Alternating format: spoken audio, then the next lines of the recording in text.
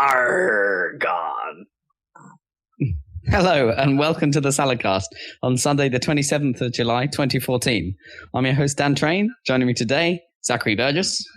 Oh, I did it in the other order. And Robert Kemp. Ahoy there. I perhaps should have had a bit of static before I said that. Ahoy there. Oh, okay. I worked out what that reference was eventually. No one else is going to know, though. A reference to a freeware game from like 1996. Was it freeware or was it shareware? Possibly shareware. Yeah. That we just happened to find on some. Well, was it from that classic cover CD from that magazine, from the PC Gamer magazine that had everything on it? Was it might that have one? been from, or was it from a different one? There were a couple around. It was the classic one. It might have been one of the other ones. There were a couple around that time, weren't there? That just had everything good within that, like 5 years worth of games. That was the mysterious disc that what was it? PC Gamer March 1996, and it had CNC and Warcraft 2 demos. Oh yeah, for some reason on it. It also had Rebel Assault 2 demo, which I never played because I was busy playing the other games on it. It had the Cyril Cyberpunk on it, I think. Oh yeah. It had like some sort of Desert Strike rip-off game, didn't it? Do you remember with the helicopter? It wasn't not a rip-off, but the sequels to Desert Strike, like Jungle Strike or something. No, I don't think they were on PC at the time. Were they on PC, those games? I don't know. I don't actually know. I think they're like just Mega Drive. They got Mega Drive and Amiga releases. Yeah. Yeah, so tons of mysterious stuff on that. And of course, Warcraft 2 had the Warcraft 2 installer complete with your sound card works perfectly. Oh yeah. Those were the days. Good old shareware discs. Well, actually, I say those were the days because then you'd get those crap discs as well that were like 100 awesome games. Yeah. You put it in and it's actually 99 crap games and one you might actually play. But how do you find that one? That is the trouble. It's a proper effort. You have to go through them one by one, figure out how you actually get them to work out what the shareware requirement is or the bullshit you have to skip, because some of them were actually like just demos some of the time. Yeah. It's like, oh yeah, you actually need to buy this in order if you want to actually play the rest of the game. And oh, what? Oh. How else would you find all the classics like Elastomania and Spheres of Chaos? Oh man, yeah, the originals of those. Spheres of Chaos isn't that obscure though, anymore anyway, is it? No, that's that like became well known thing, yeah. Elastomania weirdly stayed sort of quiet, even with like games like Trials coming about, which are basically just sort of doing that. Well, some people do occasionally mention it in relation to Trials. Yeah. But not that many people. It was a pretty early precursor to that whole idea. I don't remember that. When were you playing Elastomania? Tons. Man, yeah, one time. We got quite a long way into that game, I guess, to where it got completely ridiculous rather than just quite ridiculous. I mean, it's sort of bits where you had to sort of break physics because, like, the elastic part of the bike suspension, you could suspend it through things. Well, that was fun, I remember. Because it made some of those levels quite awesome. But then there was just like, it got to the point where you had levels where it was just like that. I think it was the one that we're probably about where we stopped playing, was the one where it's just like, here's a bunch of shapes floating in the void and you have to try and work out where you even have to go for a start to actually collect all the things you need to collect. Yeah, I don't know. As well as find a way down. Yeah, I don't even know how you could, it's a way up as well. Yeah. It's like, how do you do this? Actually, in fairness, that doesn't sound too unlike quite a few of the sort of homemade levels for Trials, where it's just like, how the bloody hell are you supposed to do this? There was one I downloaded that just basically just put you in a sphere, and there's something you have to do to make the door unlock or something to it, so you can actually get out and do some other bits of the level. But you're just running around a sphere trying to... Pretty much, yeah, just going, way. What am I supposed to do to make this door open? Way. Trials. I haven't played any of that for like a month or so. It's like I got to the hard stuff, and for some reason that became less fun. For some reason. Oh yeah, for some reason. It's like, I don't know, the challenge of the hard stuff just isn't actually fun. Sort of making the sort of getting faster times on the sort of doable courses is the best part of those games. It's more fun, than trying to get through just trying to get through ones. it. Yeah, because it's just frustrating. Well, yeah, it's because of the physicsy nature. It's like it's not. It probably isn't random, but physics always feels a little random. Sometimes it's like, why did my bike suddenly bounce off that large jump rather than just landing softly like it did the last 5 times? How did I smash my head on this ceiling somehow? Because there's slightly different parameters or something slightly different this time, and you hadn't you couldn't quite control. I mean, it just caused some kind of bounce in all of the suspension all at the same time. You just fly off. Pew. Pew pew. Wow, How is everyone? We went straight into games there. Very unusual. Sorry about that. Sorry, I take it back. You did it with your intro, with your ahoy there. Ahoy there. Noodle fork update. Yeah, I was waiting for that. There's no noodle fork. Why? There's no actual update at all. It still hasn't arrived. It's been 4 weeks now. Please wait 6 to 8 weeks for delivery. Well, I don't know. I thought it was like 28 days or something, but I should double check that. You should be able to track that package, man. I should go find out what my statutory rights are for a free noodle fork. Yeah, definitely. If it doesn't turn up, then you should definitely hold them accountable for their noodly promises. You'll have to starve yourself and then claim you had no other utensils to eat food and then swim. You have deprived me. But then, surely they would argue, I said, we could just go into KFC and steal a spork. Steal a spork. I make you a criminal. But they give them away for free. Only if you're eating the meal. Yeah, it's like presumably you have to buy something. I don't know. They don't put the spork in the beans, though, do they? No, but I'm sure there's sort of an unspoken agreement in most places like McDonald's or whatever that you don't just go in there and grab a whole bunch of random ketchup and pork. Sure. You don't go in there and steal the entire bucket of salt. That's interesting. I bet if you were really stuck, maybe you could sustain yourself off free ketchup. Oh, man. Oh, that's gross. I don't know, because other places charge for ketchup. That's the worst when you pay 4p for a ketchup packet, and you actually need 2 ketchup packets for 50 Well, that was how it always used to work in school. Yeah. Chicken nuggets without ketchup, what are you doing? But then you have to pay for the ketchup, and you inevitably need 2 or 3 of those tiny ass packets. Exactly. It's like how I thought ahead. I have a bottle of Heinz in my bag. And that makes you weird.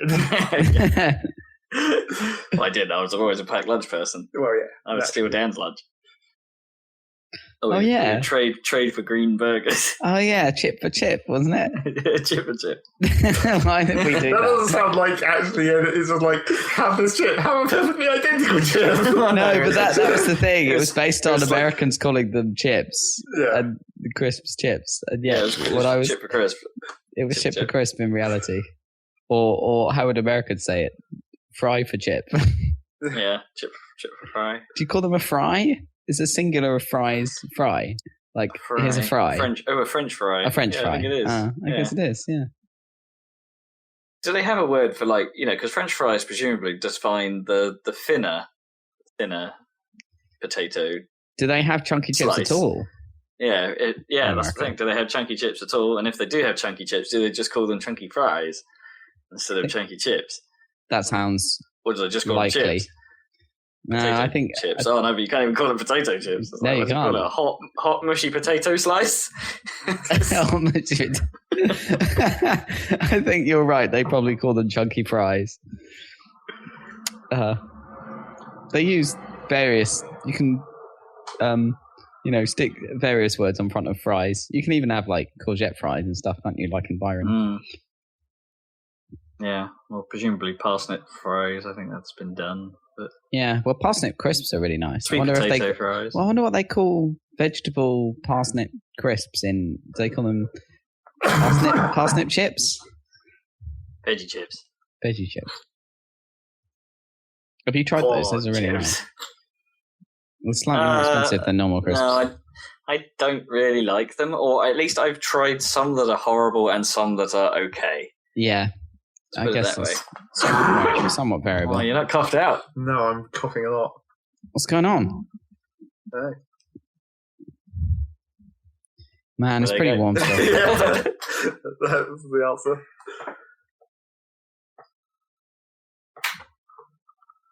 That's a dramatic lean for the light switch there. You can now see. See all these voices. Yeah, we can now see in this room filled with giant white monitors staring back at us. You don't need the monitors, really, for recording podcasts. We don't technically need lights or monitors. No, we could just We can close ourselves if we really wanted to. we could just close our eyes and traverse the astral plane of gaming news. Of which we're about to start the segment, and also there is that. Apparently. Should we not start the segment, given that we have no news? Well, what have we got? Let's see. I'm sure I thought of something earlier and then thought, oh yeah, that's news, but of course I've already forgotten it again. So give me, you guys will have to continue the news segment while I sit here in silence and think about what that was. Unless you say it first, of course. We should do the stories that are ongoing, I guess, first. The ones that news. we've sort of talked about before. Well, sort of news again, because Crytek still haven't come out and said what the hell's going on. Right. But they've defined it as a transitional phase for the company. It's like, does that mean they're bankrupt or being bought or?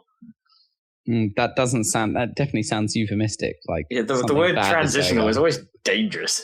Yeah, indeed. It means like they're handing over. Like, Crytek is no longer dealing with this shit.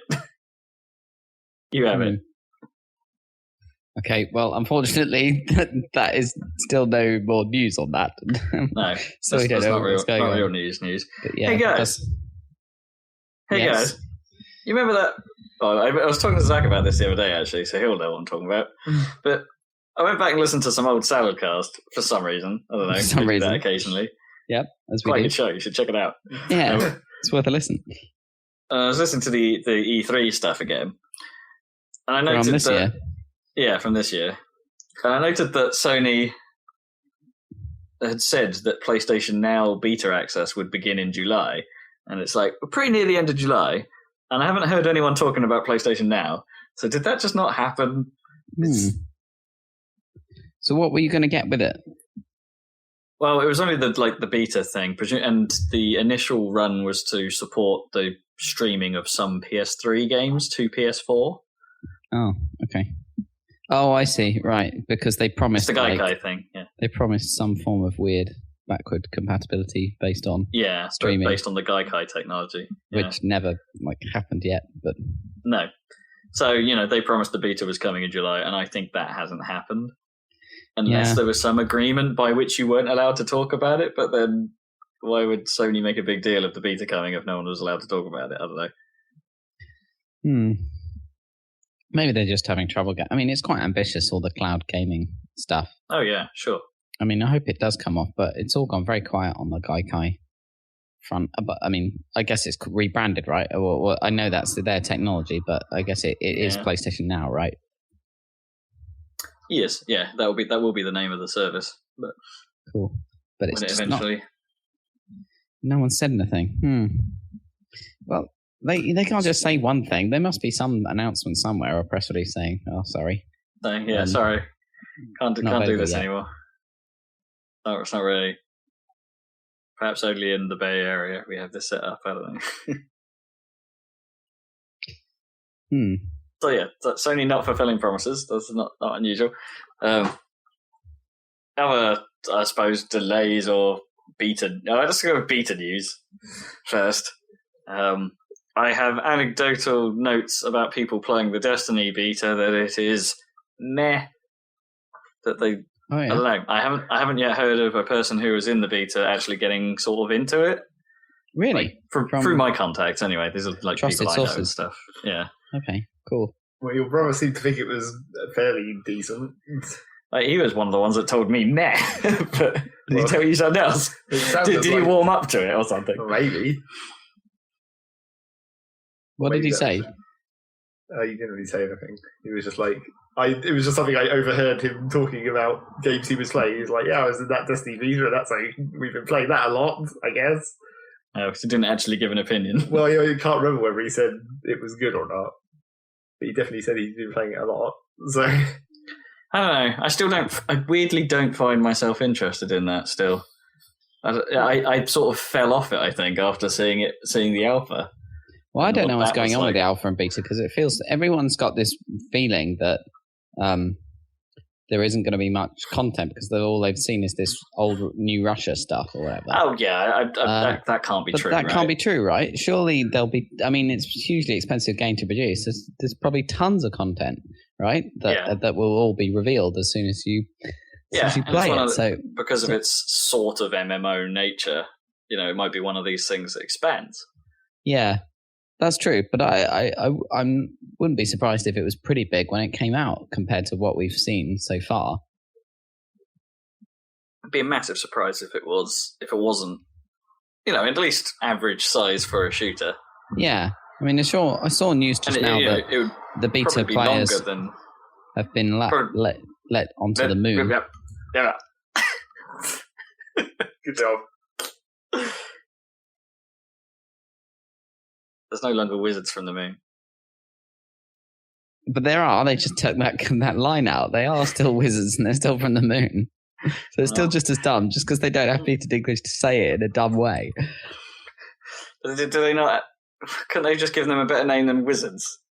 Yeah, it's too late now. They're called the wizards. I think all the names are pretty bad. I mean, is it the hive and the fall and darkness or the something. Darkness and it's all like super generic sounding. Well, they're basically doing the classic maneuver of using the old high fantasy style terms, but in your science fiction setting, where it's like, I'm a warlock, which means I use not actually magical armor abilities to project energy and stuff. Yeah, that's true. That's not such a bad thing to do. I mean, if used right, I mean, the warlock sort of makes some sense at least. It's not magical, but whatever, it's the same effect. Well, that's why they're wizards, because they're just another version of warlocks. But they're not. The wizards are sort of no, I suppose they're an alien enemy, aren't they? This time, but they didn't really do anything, did they? They just sort of glowed a bit.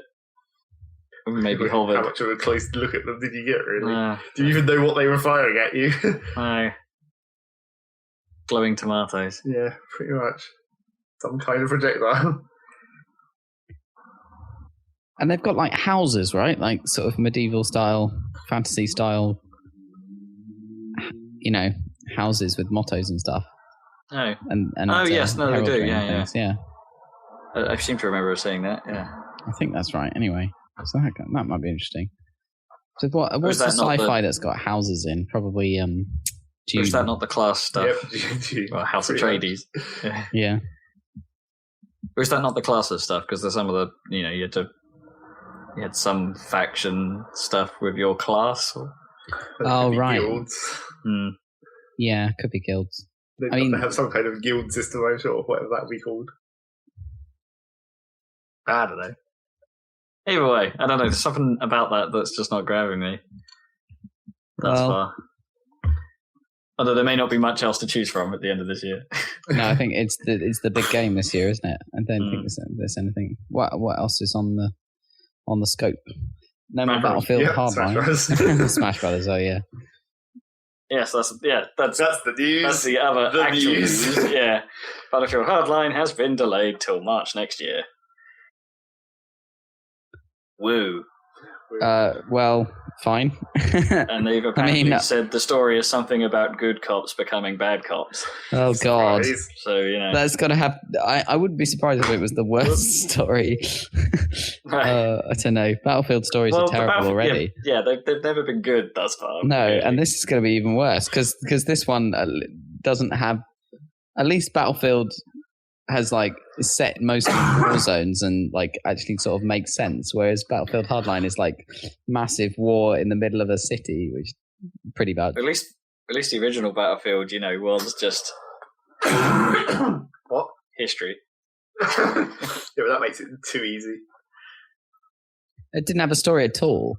No, Well, it had those little, like, if you played the stupid campaign against bots, didn't it have, like, little Well, it had blurbs? the description of what actually happened in history. Yeah, there you go. That's the story.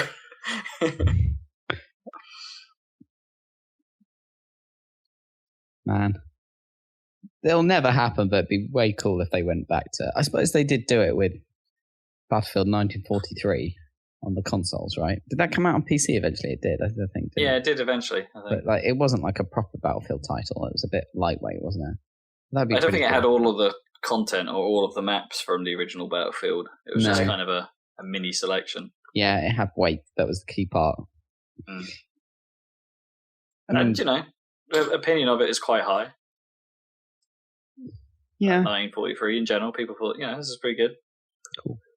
And then 3 came out, I think, and everyone was like, well, fuck that. Some point, somebody's got to go back to World War II. It's just a question of matter of time. Yeah. And Wolfenstein definitely doesn't count. No. Although it's apparently quite good. Yeah, people seem to have warmed up to the new Wolfenstein. I think it's because maybe it feels it sort of walks that modern old school line. Yeah.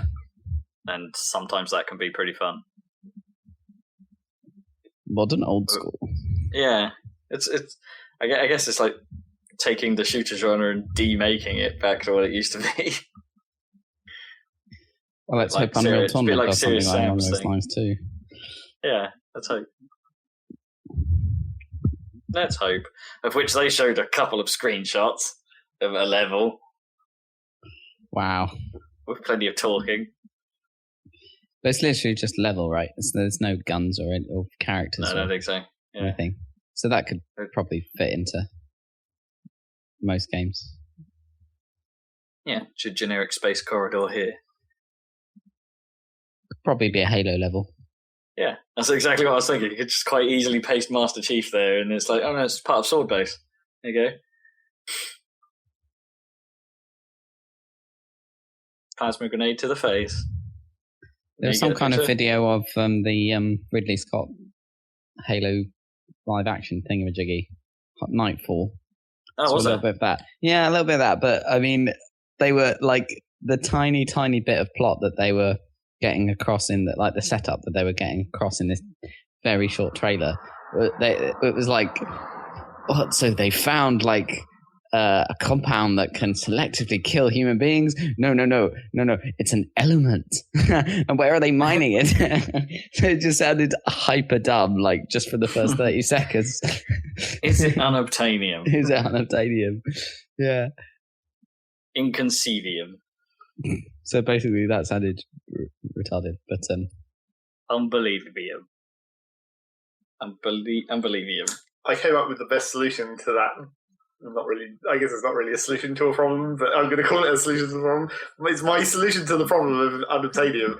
Is if I ever get a chance to use this for some purpose, like I don't know, if we use it in a game at some point or something. Yeah. Basically, you make unobtainium, but you make it a uranium compound. So it's UN, and then it's compounded with oxygen and boron, and they just called it unobtainium because they were funny.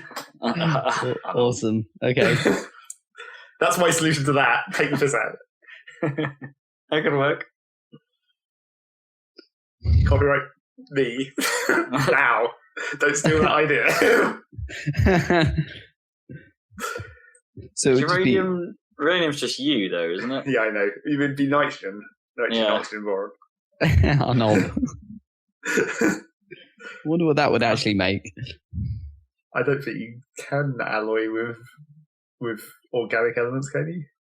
I mean, carbon and steel, technically the carbon isn't in the metal. It's in the matrix. Yeah. It's in the matrix. It's true. There is no spoon. The lattice. The lattice isn't real. That'd be a good sequel. The lattice. What else? Is it a bit about pies? Agent Vector. I mean, the logical conclusion of Matrix. More goddamn Matrix Vector. Yeah. But speaking about pies, the tensor. Right. I had a thought the other day. It's a pretty dumb thought. We're moving away from these again. So obviously, yeah, obviously. Goodo. So bear with me. I was in Felixstowe, right? I went to the Ixto. I went to the Felix. The Felix. To the Flex, I don't know. The Felix. And you look out to sea on a nice clear day, you can see what must be an oil platform out in the distance. I don't know about that. Well, I don't know. There's something that looks suspiciously like it. It basically looks like the pi symbol. Okay. Just miles and miles away.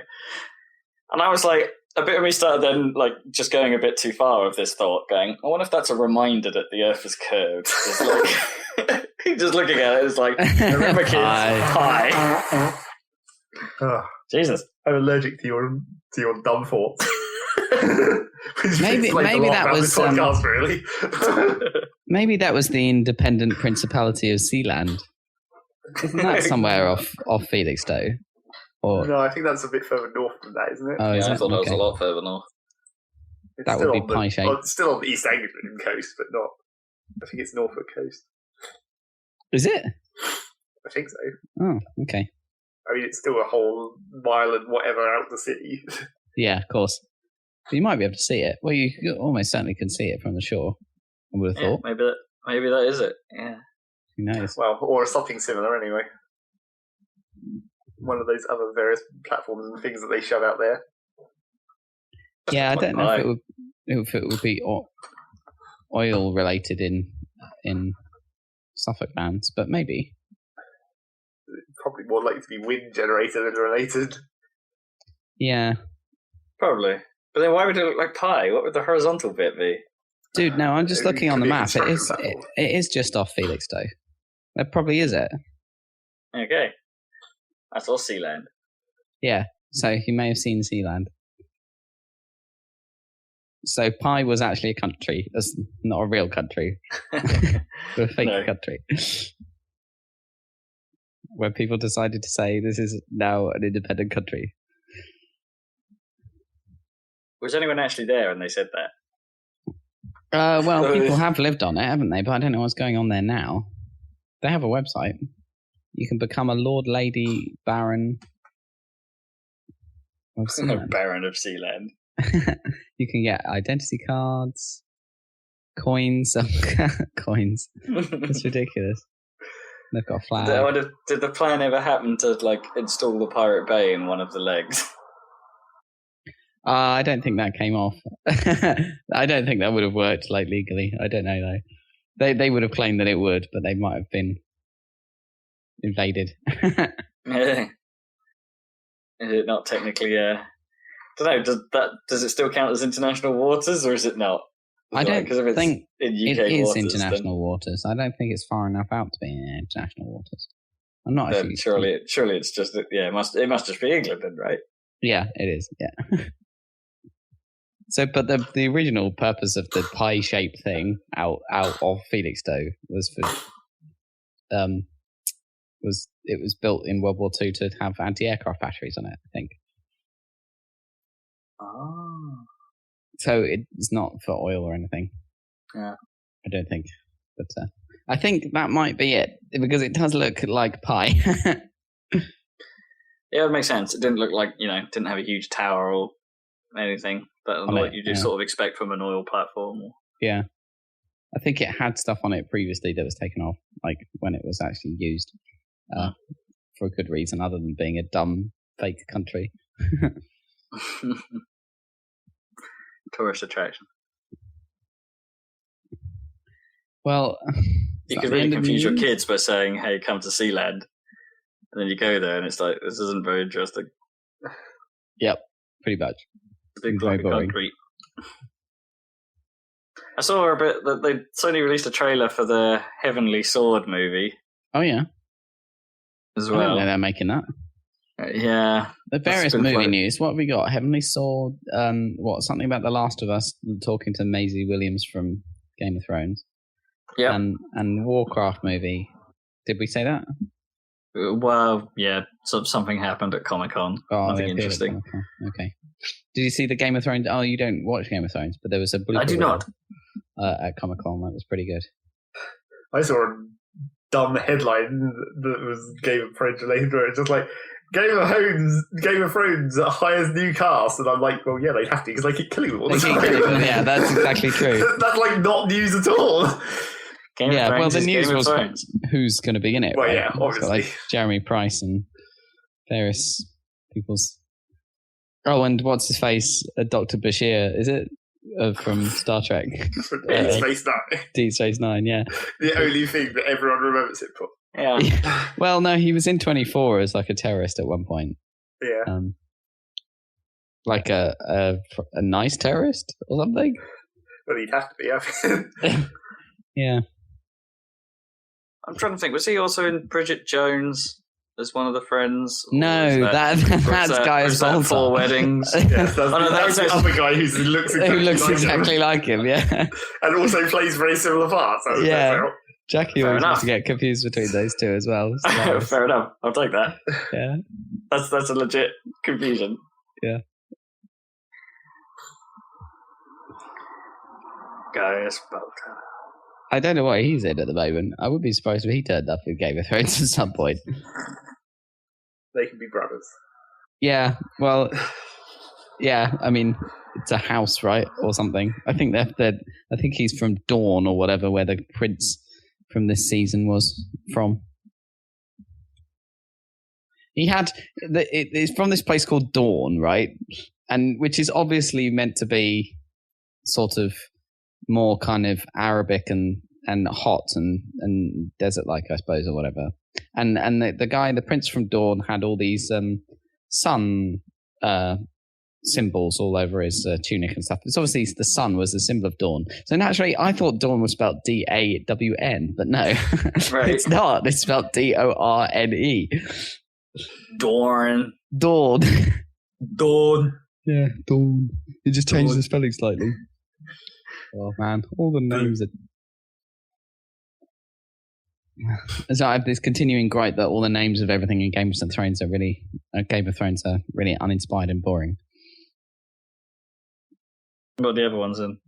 Well, I've gone through this several times. This argument. Well, basically, like my thing is that you know how in Lord of the Rings, I mean, the thing about Lord of the Rings is like a lot of the book is basically just an excuse. Like a backstory for the actual languages, because the guy who wrote it, Tolkien, was a professor of Anglo-Saxon languages and stuff. So he was into making up languages. So he had these cool, and consequently in the books, everything has an awesome name that actually literally means something in one of these languages, or an earlier fictional language that, like there's it. I mean, not only does that universe have fictional current languages, it has fictional dead languages, like it has a fictional equivalent of Latin that nobody speaks, but is important in the development of the other languages and the place names and everything.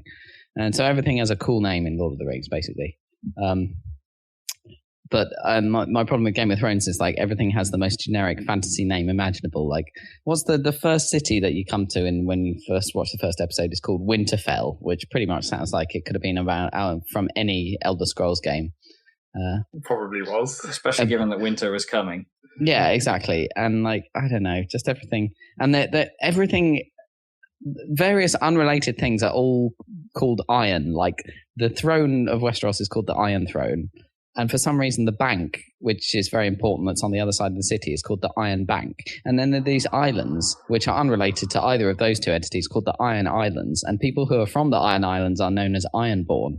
But they don't have control of the Iron Throne. Like, the Iron Throne is in a keep in the Iron Throne. An Iron Keep. Yeah, no, that's the thing. The city, which is the capital, where the king lives, it's by the sea. It's called King's Landing. And the keep where the Iron Throne is big and red. It's called the Red Keep.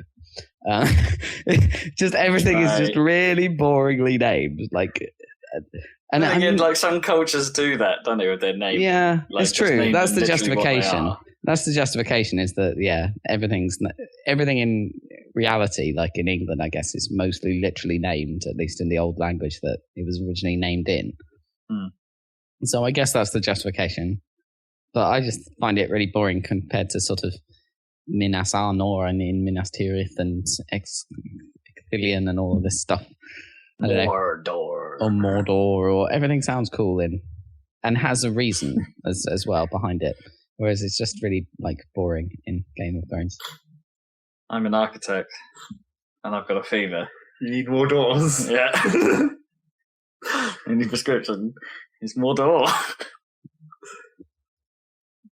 More door. Do you think that was the justification? He was like, "This is no good. There's not enough doors. I need more. I need a gateway through the plot. I need more doors. More door. There's pretty much only one door in Mordor there. That's kind of the point.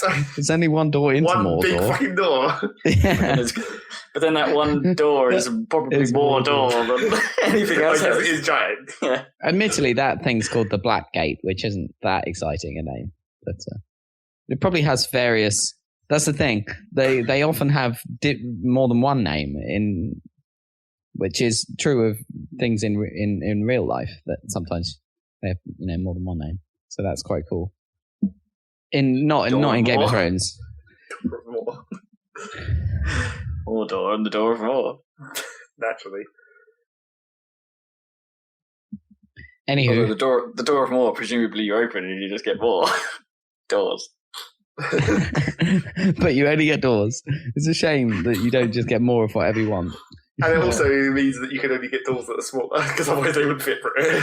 And perhaps it's one of those doors that you walk through and there's just more of whatever goes through it. Like, so you throw soil through it. It's one of those doors that you just walk through and you get more. Yeah, that happens all the time. I like to think so. They're handy, those doors, aren't they? Yeah, it's incredibly handy. Just walk through holding like 500 quid and then you get 1,000 quid. Or an infinite number. It's like, even as it doesn't say it's double, you just get more. But no, the trick to those doors is they don't tell you where the other stuff comes out. It's a random door somewhere. A clone of you carrying 500 quid walks out. A fat clone of you, though. Oh, yeah, because there'll be more of you. Yeah.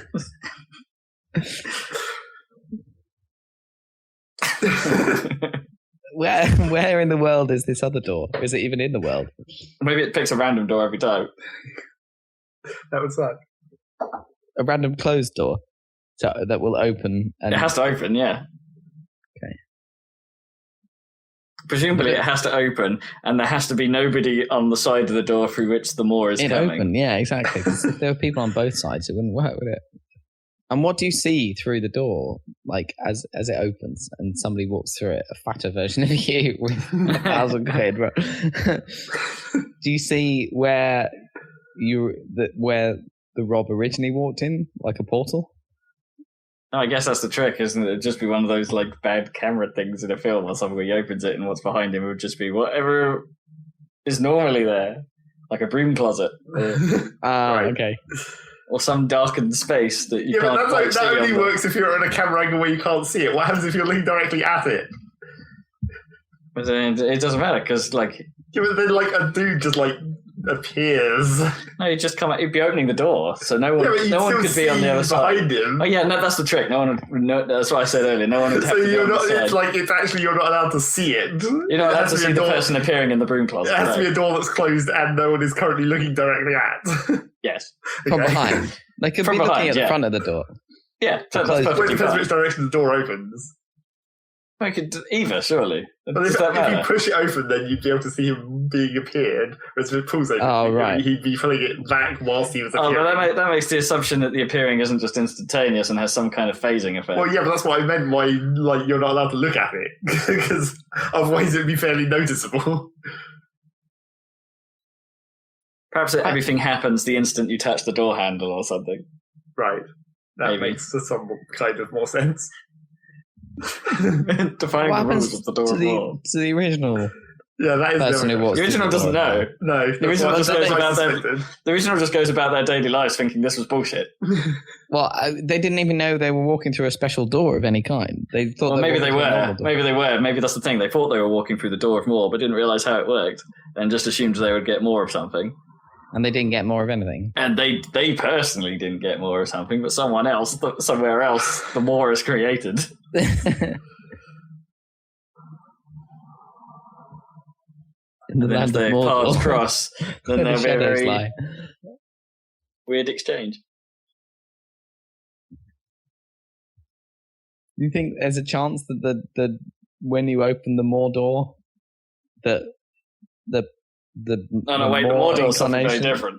All right, the Door of Mor, right? Look at the Door of Mor, then maybe the Mordor would open. Because it could be any door, right? So maybe it's the Mordor.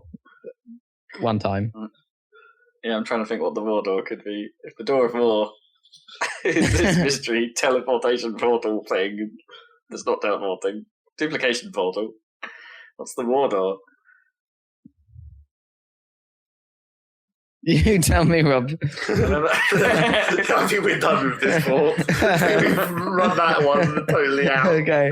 I think we're out of news as well. I don't think Microsoft laid off like a whole bunch of people, but I don't know if that affects games. I can't remember when we mentioned that last time. I think we did. Yeah. I suspected we wrote it down, so I didn't say anything. And I can't remember what that news that I thought I had was. So there you go. I didn't actually tell you about the Hevelian sword. Hevelian sword? Hevelian sword. Right. Trailer. What about it? It looks shit. Okay, good. What a surprise!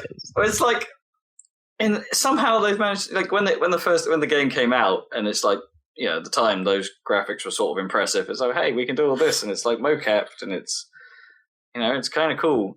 And then this CG film pretty much doesn't improve on it really very much. It's shit, very much B, C tier CG stuff. It's not exactly Pixar, or even Squeenix, or even World of Warcraft trailers or whatever. Lame. Okay, won't watch that then. Pass. It's like straight to DVD, that kind of stuff. Oh, what was I came downstairs and for some reason my mum was watching Twister. Oh, God. And the thought came into my head. I started forming a thought in my head. And I was like, oh, Twister, that's like the second worst movie. And I was like, okay, it's not actually the second worst movie ever, because I'm fairly sure I've seen way worse movies. So then my brain came up with the conclusion of that sentence to make it make sense. It's like, it's the second worst movie that involves twisters after Sharknado. And I was like, I was satisfied with that thoughts outcome. Oh, man. The Sharknado 2 trailer looks great. In the most supremely dumb way. Actually. It had the line, that's nowhere ordinary Sharknado in it.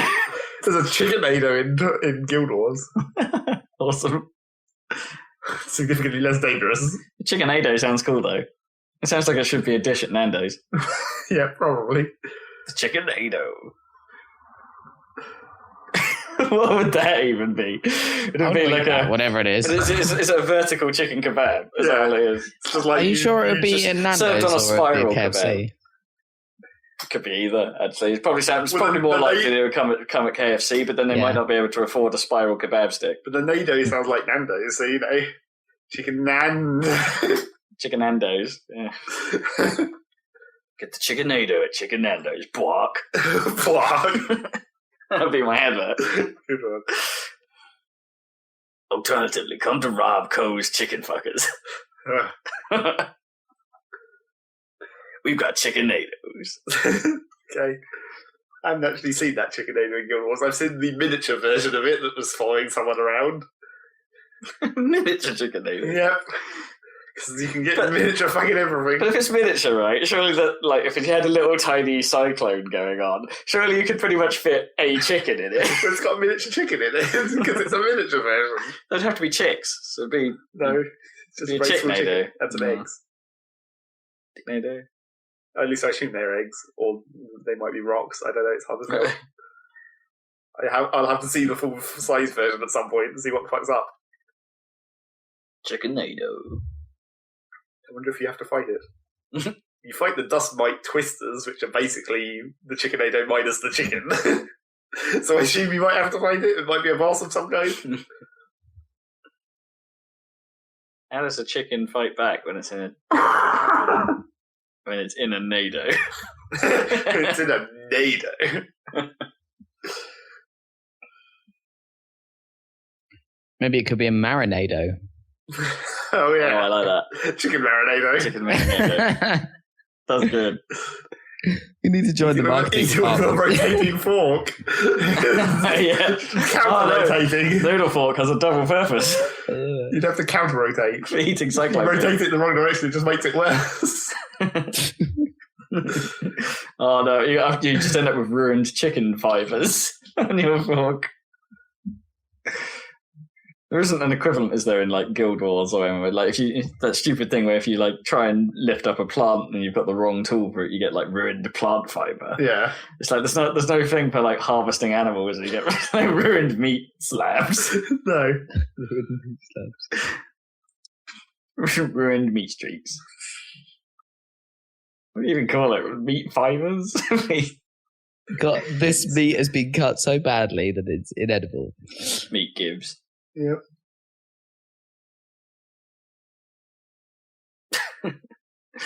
Surely that's only true if the entire world consists of fugu. Like fugu cows. It's cut badly, therefore you can't eat it because the poison's got out.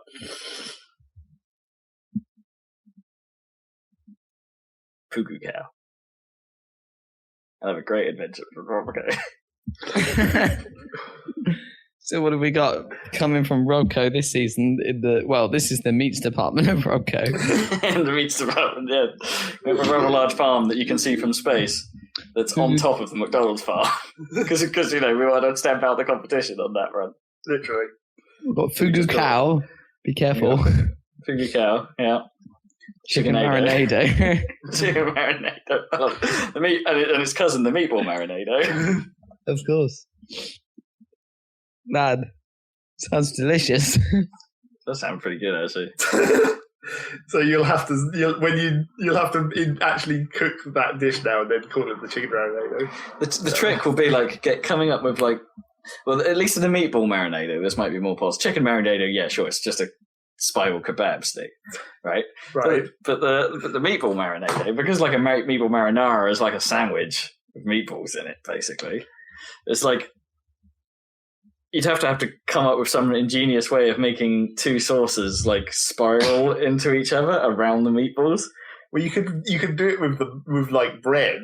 You'd have to like have the meatballs in a smaller baguette and then have a larger baguette that you'd spiral cut so it slipped around the outside of the smaller baguette and you could see the smaller baguette through the gap. Yeah, maybe you'd have to do it like one of those pastry twists. Yeah, but you have some sort of insertion mechanism for making sure the meatballs can go in the middle. That's just it. It's just a cylinder of like a sponge, like a bath sponge of bread into which you insert meatballs. That's pretty much how you do that anyway, isn't it? Yeah, I guess. And then perhaps, if you could be really fancy about it, you can engineer your bread so it has the secondary channel inside the crust, like a stuffed crust, that you just fill with the sauce. Okay. Marinado is quite more technically advanced.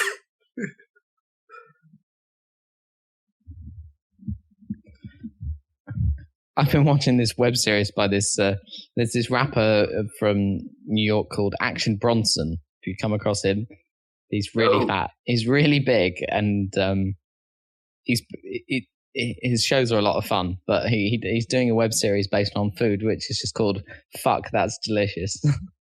That's a great name. And I recommend checking out. He really is enthusiastic about food and life in general. He's not the guy that sits in the car outside of Five Guys, is he? What? Damn. It's the only reference that Rob can make from fat black dudes eating food. He's not black, he's white. Oh, well, there you go. Oh, it's not that guy then. No, it's not that guy. It's not Five Guys. Guy. Five Guys guy. It's a different guy. He's not one of those Five Guys. No. I had a Five Guys the other day for the first time. Where was that? In London? Yeah, Is there Five Guys in London? Yeah, there's a couple. There's one on Upper Street. It looked at about 5, I would say. Five Guys, okay. But does Five Guys literally mean 5 guys, or is there? No, there were girls there. Five mixed. Yeah. No, actually, there's probably more like guys. 10. I was a bit drunk, so I can't remember exactly how many there were. It was like there's 5 or 10. That pretty much sums it up. Somewhere between there. I don't know. I didn't pay attention to. You could see the whole kitchen and stuff, which was kind of cool. Like it wasn't all maybe hidden that's away the hiring like policy. McDonald's. There can only be 5 men. So they could have any number of women. Any number of ladies. Yeah, that could be true. Yeah, only on shift at one time. It was pretty delicious, but it was. The thing about it is, like, it's really nice. It's much nicer than, like, it's like it's fast food, you know, it's proper McDonald's-y or whatever, but really, really nice. But, like, it's too expensive for that. It's more like a kind of Byron price or whatever, which is good because it's not like because Byron is, like, more posh or whatever. You buy into the experience a little, don't exactly. you? Whereas Five Guys is literally like McDonald's, but nicer and more expensive. Maybe it wasn't quite the price of Byron, but it was still like, yeah, it was too much for what it was. But it was really, really nice, and it was worth it. So where would you price the Five Guys? Sort of like BK level, because BK is definitely, you know, above. I pay more than BK. Prices. Yeah, I pay more than BK. I pay like halfway between fast food and a restaurant, kind of, you know, a sit down restaurant kind of price. I'd be happy. So not quite GBK levels then. No, so on price, no. Slightly less, I would, but that's probably where it is, unfortunately. But still, it was very nice.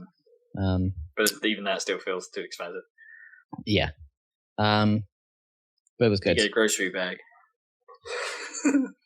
Grocery bag? Well, it came in a paper bag, I think. Yep, it totally is. Close enough. Yeah, in that case, yes, I did. Well, technically, you do get that at McDonald's. Yeah, I guess, and MBK. Well, I don't know. I can't actually remember. They might have given it to you in that bag, even if you were eating in. Fancy. Not fancy at all. Anyway, yeah, that was pretty good. So I recommend it. And it was pretty busy. You recommend it, but you recommend Byron more. Yeah, but I mean, this was like after going out.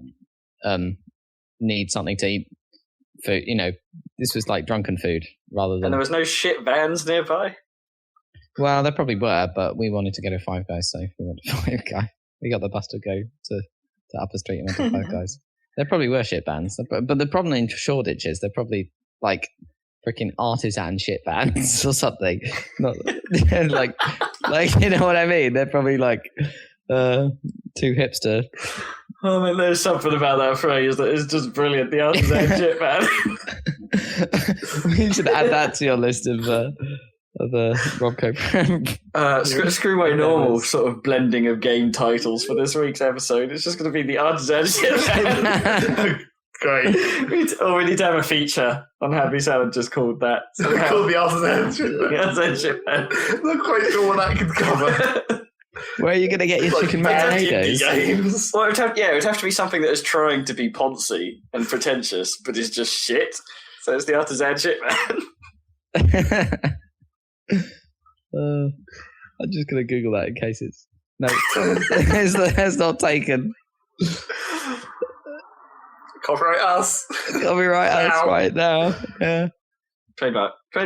Yeah, no results found for artisan shit man. Wow. Awesome feature. There you go. Zach, get on it.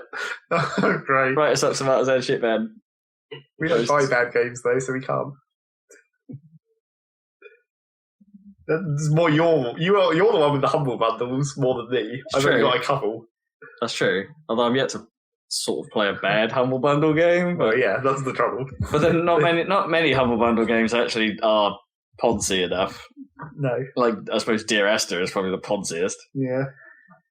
Maybe Gone Home, but I haven't got that. But yeah, that's not that. It's a bit poncy. But it's not that poncy. But it's not shit, man. No. They're not crap.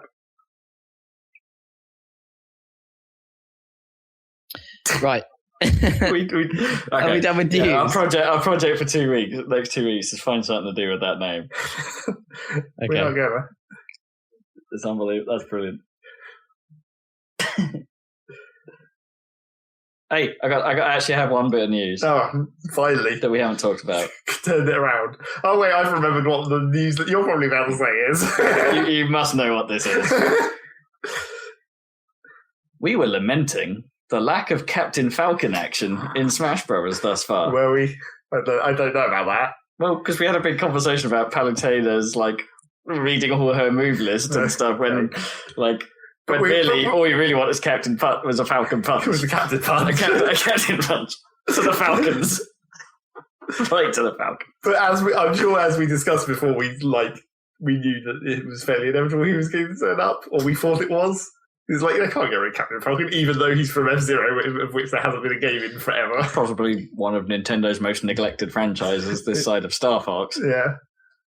But yeah. At least Star Fox is like given something coming back. Yep. So Captain Falcon's totally back, which is awesome. What a surprise. I guess. But then they did the really dumb move of like exactly what they said they weren't going to do. Where it's like, we're getting rid of clones. Here's a clone of Marth. Yeah. Because it's like they already had Marth, and it's like that's fine. And then they have Ike, and it's like, well, that's sort of technically a clone of Marth, but it's different enough. Yeah. And then it's like, well, from the new Fire Emblem, the one on 3DS, we're going to have Lucina. And she is literally Marth in the story of the game. She is the Marth character. She pretends to be a dude for a while, and you're like, oh, it's Marth. And then she's like, no, I'm a woman who's come back from the future because of time travel and that story and all that. But anyway, she's Marth. So, and then it's like, and then apparently they said she has like a slightly different move set, but it's basically Marth's moves, and you can see that it's Marth's moves where she does the little snippets of gameplay you see. It's like, what happened to not having clones? What the weird combo thing and the upwards swipe. Yeah, you can see her do the B button combo maneuver that Marth has. The classic. But then all the Fire Emblem characters have that, don't they? Ike still has a combo, doesn't he? It just activates slower. No, Ike has the sideways dash on his B horizontal move. Oh, yeah. Yeah. It's actually different. It's Roy that has the... Oh, that's what I'm thinking. I'm thinking of Roy. Yeah. Sorry. The other version of that. Yeah. Ike was the more recent one? Yeah, the one with the stupid twirly sword death dive. Yeah, I mean, that's why he's different enough. Yeah, that's why he's actually different. And then they also added... the character that took me forever to realise who the fuck it even was.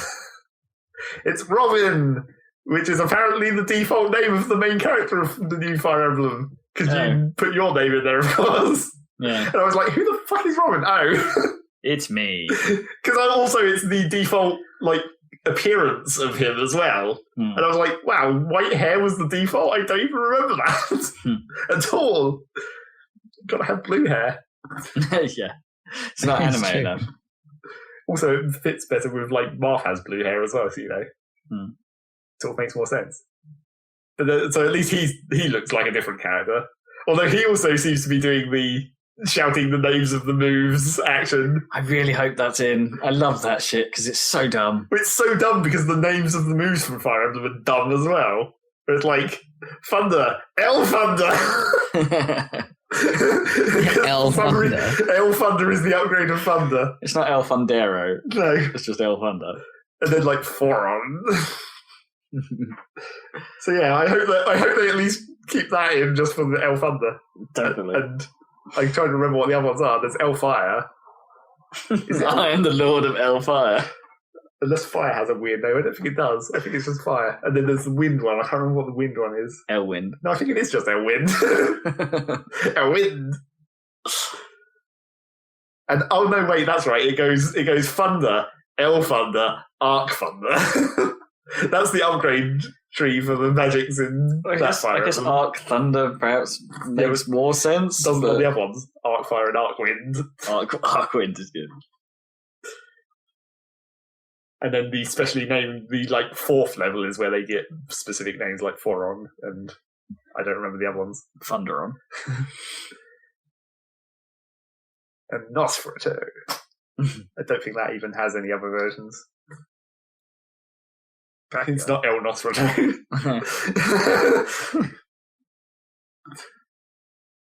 So yeah, that's a new character, I guess. Yeah. An actually new character. Smash Bros. News.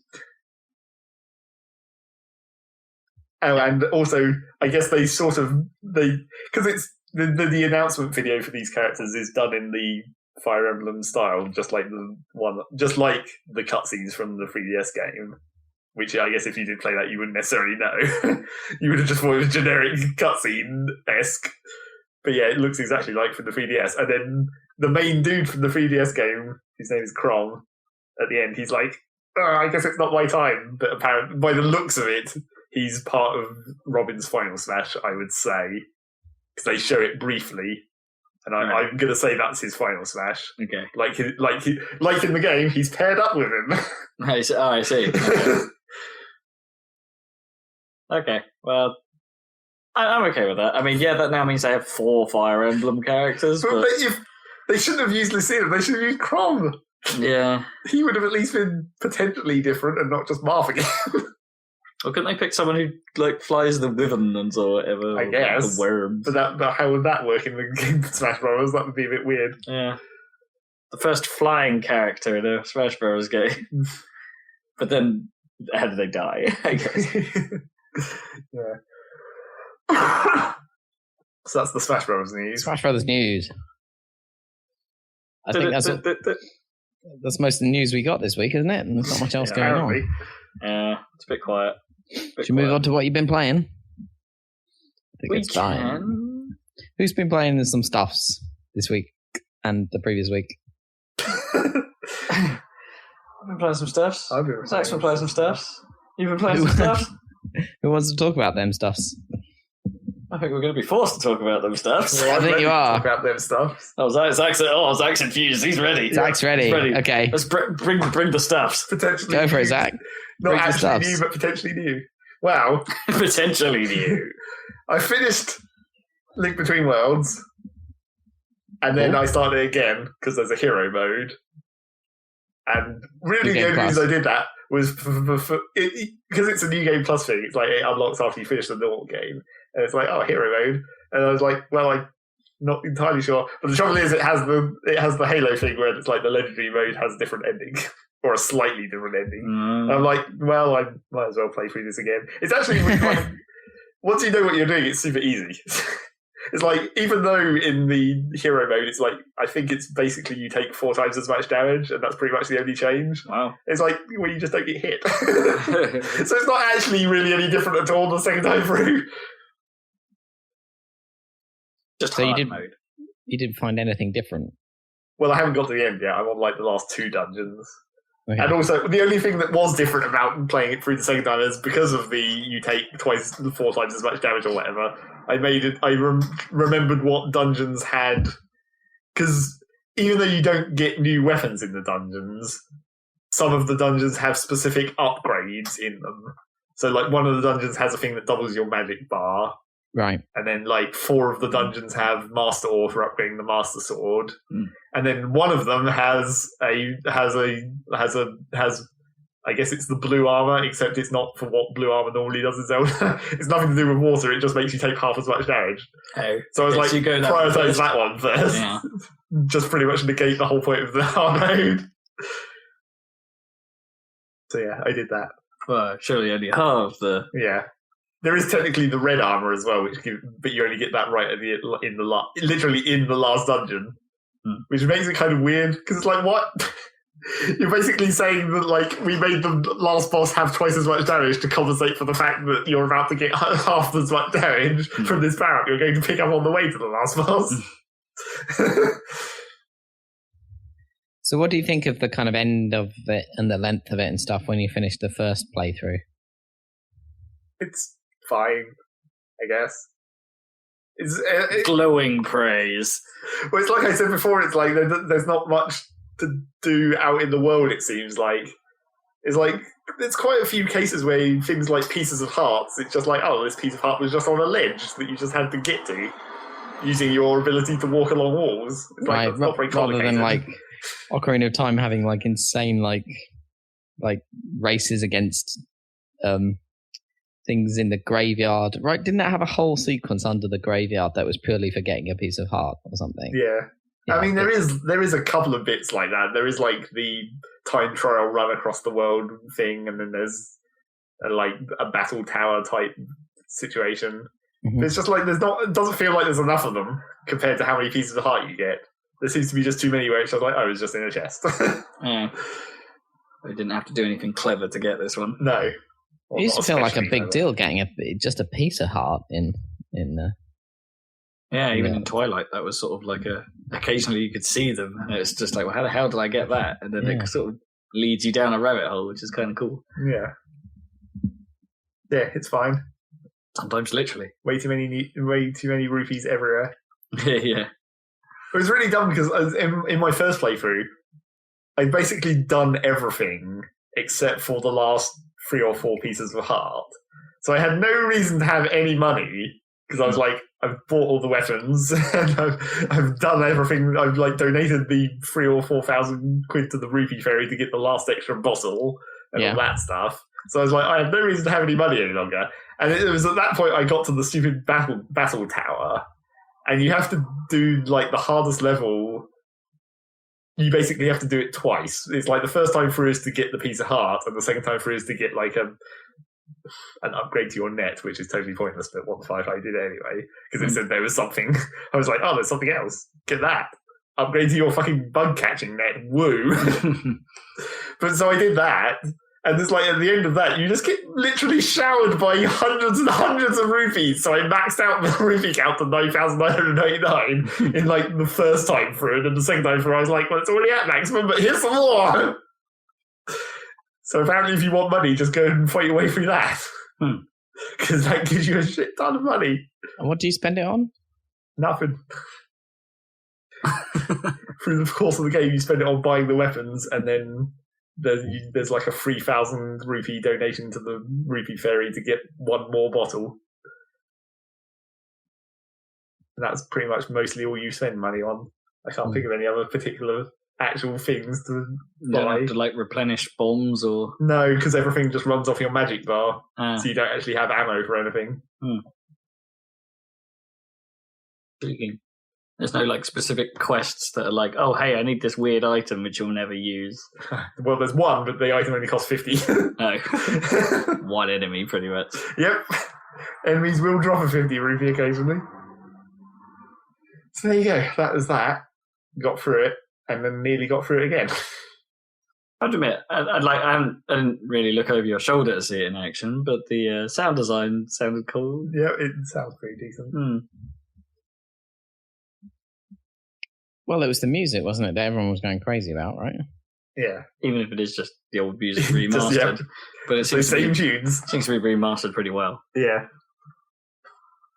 And then, so that was everything on 3DS, because I haven't played anything else. No Brave Default still. How do you play your... Do you, like, you wander around with your 3DS, right? You don't sit... Do you sit at your PC and, like, play your 3DS? Depends on, like... various things like temperature and how much my back is hurting or whatever. Like it's easier to because of the way you have to hold the 3DS a specific distance away from your face in order for the 3D to work. That's not quite as comfortable in my computer chair, I don't think. So sometimes that's why I'll go somewhere else. Right. Even if it's just like to sit on my bed across the room. You just sit on your bed, yeah. Makes sense. I just don't really understand. Like, there's all these good games on portable systems, but I don't have any like need for on the go gaming really. So, but you're not really on the go either. So you just buy the system, and then like, would you prefer that these games weren't mobile games, or do you just like the change of pace? Or I don't know. If I was commuting like to London every day, like some crazy person I know, then. No, I'm not saying... Then maybe I would go down this route. Yeah, no, I'm not saying that no one has a need for gaming on the go. I'm just saying I don't. And Zach obviously doesn't, but it doesn't seem to stop him from playing. Well, that's just where the good games are. It makes good, small games that are on handheld devices. But would you rather that you could play those games on, like, you know, just sitting on your PC or whatever? Yeah, I totally would. Well, they don't really... That's the trouble. That's the thing about like all the DS and stuff is like since they've added the touchscreen, that's when it actually became necessary to have it be a separate console. A thing, right? Where you had to be holding it in that way, where you're looking at the screen whilst also touching it. But they have franchises that have been portable, or types of games at least not necessarily the whole franchise, but at least spin-offs that have only been on portable devices that could have quite easily have had a main console version. Things like Advance Wars, I guess, or the Mario and Luigi stuff, or... I mean, yeah, they had touchscreen mechanics, but they could have quite easily have just made them button mechanics. Or... Yeah, but Advance Wars was a sprite thing, so that never really had any, and the potential to, because they'd already gone into 3D and they weren't going to go back to sprites basically at that point. And then like Mario and Luigi, that's basically what Paper Mario was. That was the console version of that. Well, kinda, yeah. Except Paper Mario went crap. Well, yeah, but that's a different problem. They can't have the team if like they could have like. Well, and then Paper Mario went to DS. That's true. So there they have both. Maybe they didn't want to move the teams onto hardware they weren't as familiar with, I guess. Maybe, but I feel like I think it's a missed opportunity. Rather than release sequel after sequel of the same game on the same platform, why not try and branch out to people that, like me, for instance, that don't have that? Because they want you to buy the system. Yeah, I know. They don't give a shit that you only want one system. They want you to have all of them. I know that is Nintendo's thing, but it's like I think they're limiting themselves. I don't know. It feels not smart.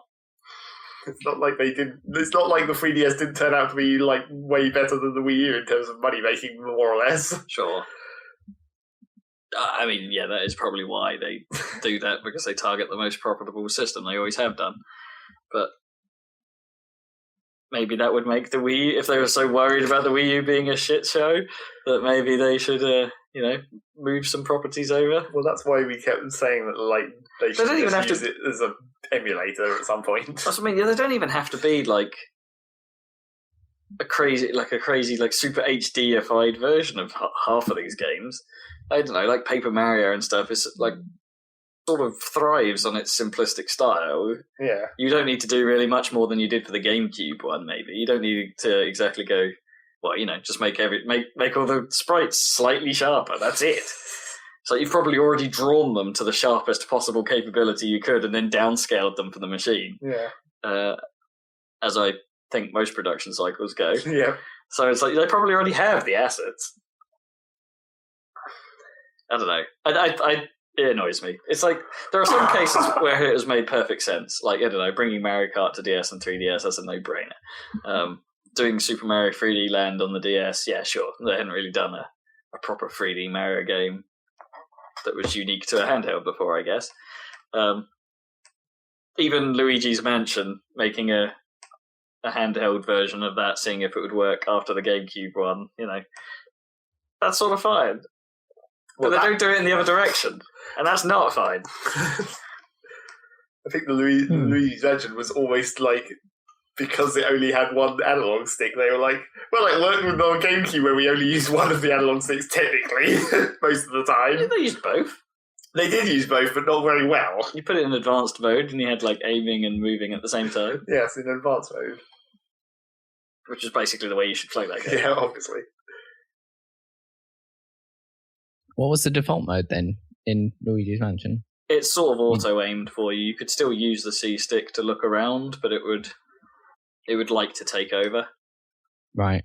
Whereas I think if you put it in advanced mode, it sort of forced you to take manual control over where Luigi was facing the majority of the time, and I found that better. But then again, we're pros. So. Yeah, we're pros. Pro gamers. Well, by Nintendo's standards, we'd be considered pro. Sure. So yeah. Or advanced, I guess. Advanced is the phrase they use on their Club Nintendo surveys. Yeah. So that was that. So that's Zelda. I still haven't started playing Pokemon Mystery Dungeon again, but I think it's getting nearer. You want to play again? I saw that Twitch are now playing Pokemon X and Y, so they're nearly at the end. Oh, are they? Jeez. Yeah. I sort of forgot that was still going on. Yeah, it's still going on. Now they've got like an actual 3DS hooked up with some system. Some Lego Mindstorms or something. Yeah. I don't know about that, but really? Yeah. I suppose is there no emulator for it yet or something? Or? No, I don't think. Well, even if there is, they're doing it with a real DS with a capture kit, and someone's like presumably soldered the button inputs or whatever. That's awesome. Sort of. That is pretty awesome, though. That's the logical next step for all of these. And the thing about X and Y is, of course, because it's a real 3DS, they can switch on the Wi-Fi on it, and you can do actual trades with actual people or whatever. Okay, the menus to get to that point. Yeah. That's what I mean. You're going to get a total disaster, yeah. Maybe I should actually log into Pokemon and just start throwing some Wonder Trades up and see if I can get hold of something that comes from there. So does that mean they've actually put like things on the buttons to get to like the system menus and stuff, so you could get to the like just? I don't know. Yeah, we'll just go there. We'll just format the DS. You don't need to go to the system menu. That's what I mean. You don't need to. Like, 'cause that's a dedicated button, isn't it, on the 3DS? Yeah. The home button. Yeah, no, they'd be hitting it all the time if that was the case. Yeah, I would just be like, try and navigate it to the format option. Come on. Anyway, Mystery Dungeon. Yeah, I still haven't started playing it, but I might do. Once Wow. I get down to once I get done with Zelda, so I still only have Ravenfall waiting. Then I can start 2 games, going back up to 2 games again. I guess have Bravely Default be forever the one, in case I ever get around to finishing that again. I mean, properly, for real. But anyway, so yeah, that was that. We did some really stupid streaming with Kippers in Guild Wars. We did, and I played more Guild Wars regardless, which is what we can talk about, I suppose. On the DJ Kipling Twitch channel. There's one in particular where Zach and I were there, but we didn't. The most of the time I was in that stream, we weren't playing the game because Kippers buggered off for a bit. So it was just us manning the chat whilst having a dance party because the stream was coming off Rick's machine, and he just left it logged in with his character dancing. And so, well, what are we going to do then? Like dance and talk to the random chat, which was insane. So yeah. There was like half an hour of, if you just like from the stream's point of view, it's just like Kimmers' character dancing in the middle of the screen, and then these 2 other guys like running around and jumping through shot and stuff. Yeah, there was you trying to see how close you could get to the camera. Yeah, to jump through it. If only he'd angled the camera a bit further down so it wasn't floating in midair, that would have been well easier. There was convenient platforms to attempt it. True. So then, apart from the dumb bit we played with Kippers, I played some more. I basically finished the monthlies this month because I noticed that I was getting somewhere through them. It was actually, I think this month was a relatively easy month, mainly because normally, or previously, I don't know if they've maybe changed it now, but one of the monthly categories had previously been Champion Slayer. And, champion enemies, you have to be in a group, basically. Yeah, it's pretty you tough have to fight, solo those. You have to trundle around the world until you find where, or the classic, the old classic in the level 1 to 15 zones, there is just the train where they just run between all the champion spawns. Although those, I remembered that they'd actually nerfed those champion spawns a while ago. They booted them down to veterans, I think, because they didn't like the train. They realised that's just what everyone was doing to grade out loot and stuff. Since the loot is level to your level, it doesn't matter if it's a champion in a 1 to 15 zone, you're still getting level 80 loot out of it. Sure.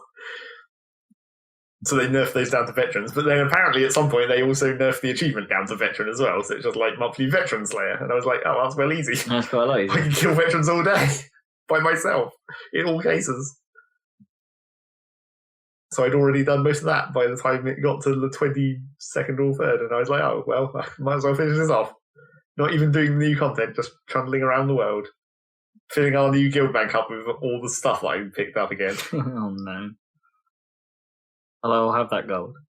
What gold? Oh, that gold. Got gold. Not money gold. Not money. I didn't put any money in there. Never put any money in there. Also, you need to look at the guild bank because I think it's broken. And Wait, what? I need you to look at it before I file a bug report or GM assistance or whatever. Because there's a square in our bank that I know has 250 iron in it, except I can't see it. And I can't interact with that square in any way. If you try and drop something else on it, it won't go. And if you click on it, nothing happens. So I know it's there, because I put it in there. So I need you to look at it and see if you can see it. Okay. That's weird. Otherwise, I'll have to file a petition and get that fixed. It's like, hey, we've got a dodgy slot. That's the sort of thing that happens in Team Fortress with it's if the item server's running a bit slow and you're moving shit around in your backpack, you can move stuff too fast and then you get 2 things that are on the same slot And then when you move one of them out of the way, it's like, oh wait, and then it realizes, and the other one mysteriously reappears. Yeah. Seen that before. Yeah. Yeah, that's Guild Wars. I haven't done the second part of the new season 2 Living World or whatever, but it's unlocked, so that's fine. Catch up with that whenever. Which is like setting a bad precedent of like, that means I'm never going to catch up with it. So if I've already not bothered to do the second one, that's not setting a good precedent for me keeping up with them. But then again, I might just have a day when I'm just like, I feel the need to play Guild Wars a lot, hardcore, and then just get through 2 or 3 of those. Well, the thing about it is that the way it works now is when you activate that story segment and you go through the story, that's fine. And you get like a reward at the end. But then once you get that first reward, it unlocks like basically achievements tied to that story step.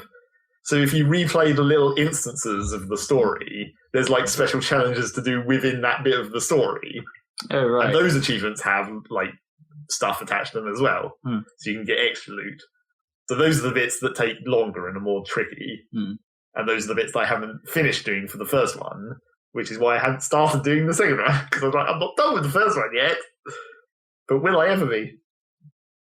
Mainly because I think the 2 that I have left to do are like, well, A, they're at the end of the last story segment, so I have to play through the whole first bit of it, which is always annoying if you cock it up. And B, they're like really dumb and annoying achievements to get. It's like one of those where it's like, don't get hit by this enemy's big attack for the whole last battle, which I so incredibly nearly did, and then at the last possible moment, walked directly into it. It was like he literally had no health bar left, the enemy. I was shooting him. What? Okay, basically I found a way to jiff it, so like the entire battle I could just sit somewhere where he could never hit me and shoot him. Right. So I was doing that for the whole battle, but then eventually he goes into like this shielded state and you have to break him out of it. So at that point I have to come down from my perch and destroy the shield and then run all the way back up to my perch and then shoot him again. So I've been doing that the whole battle.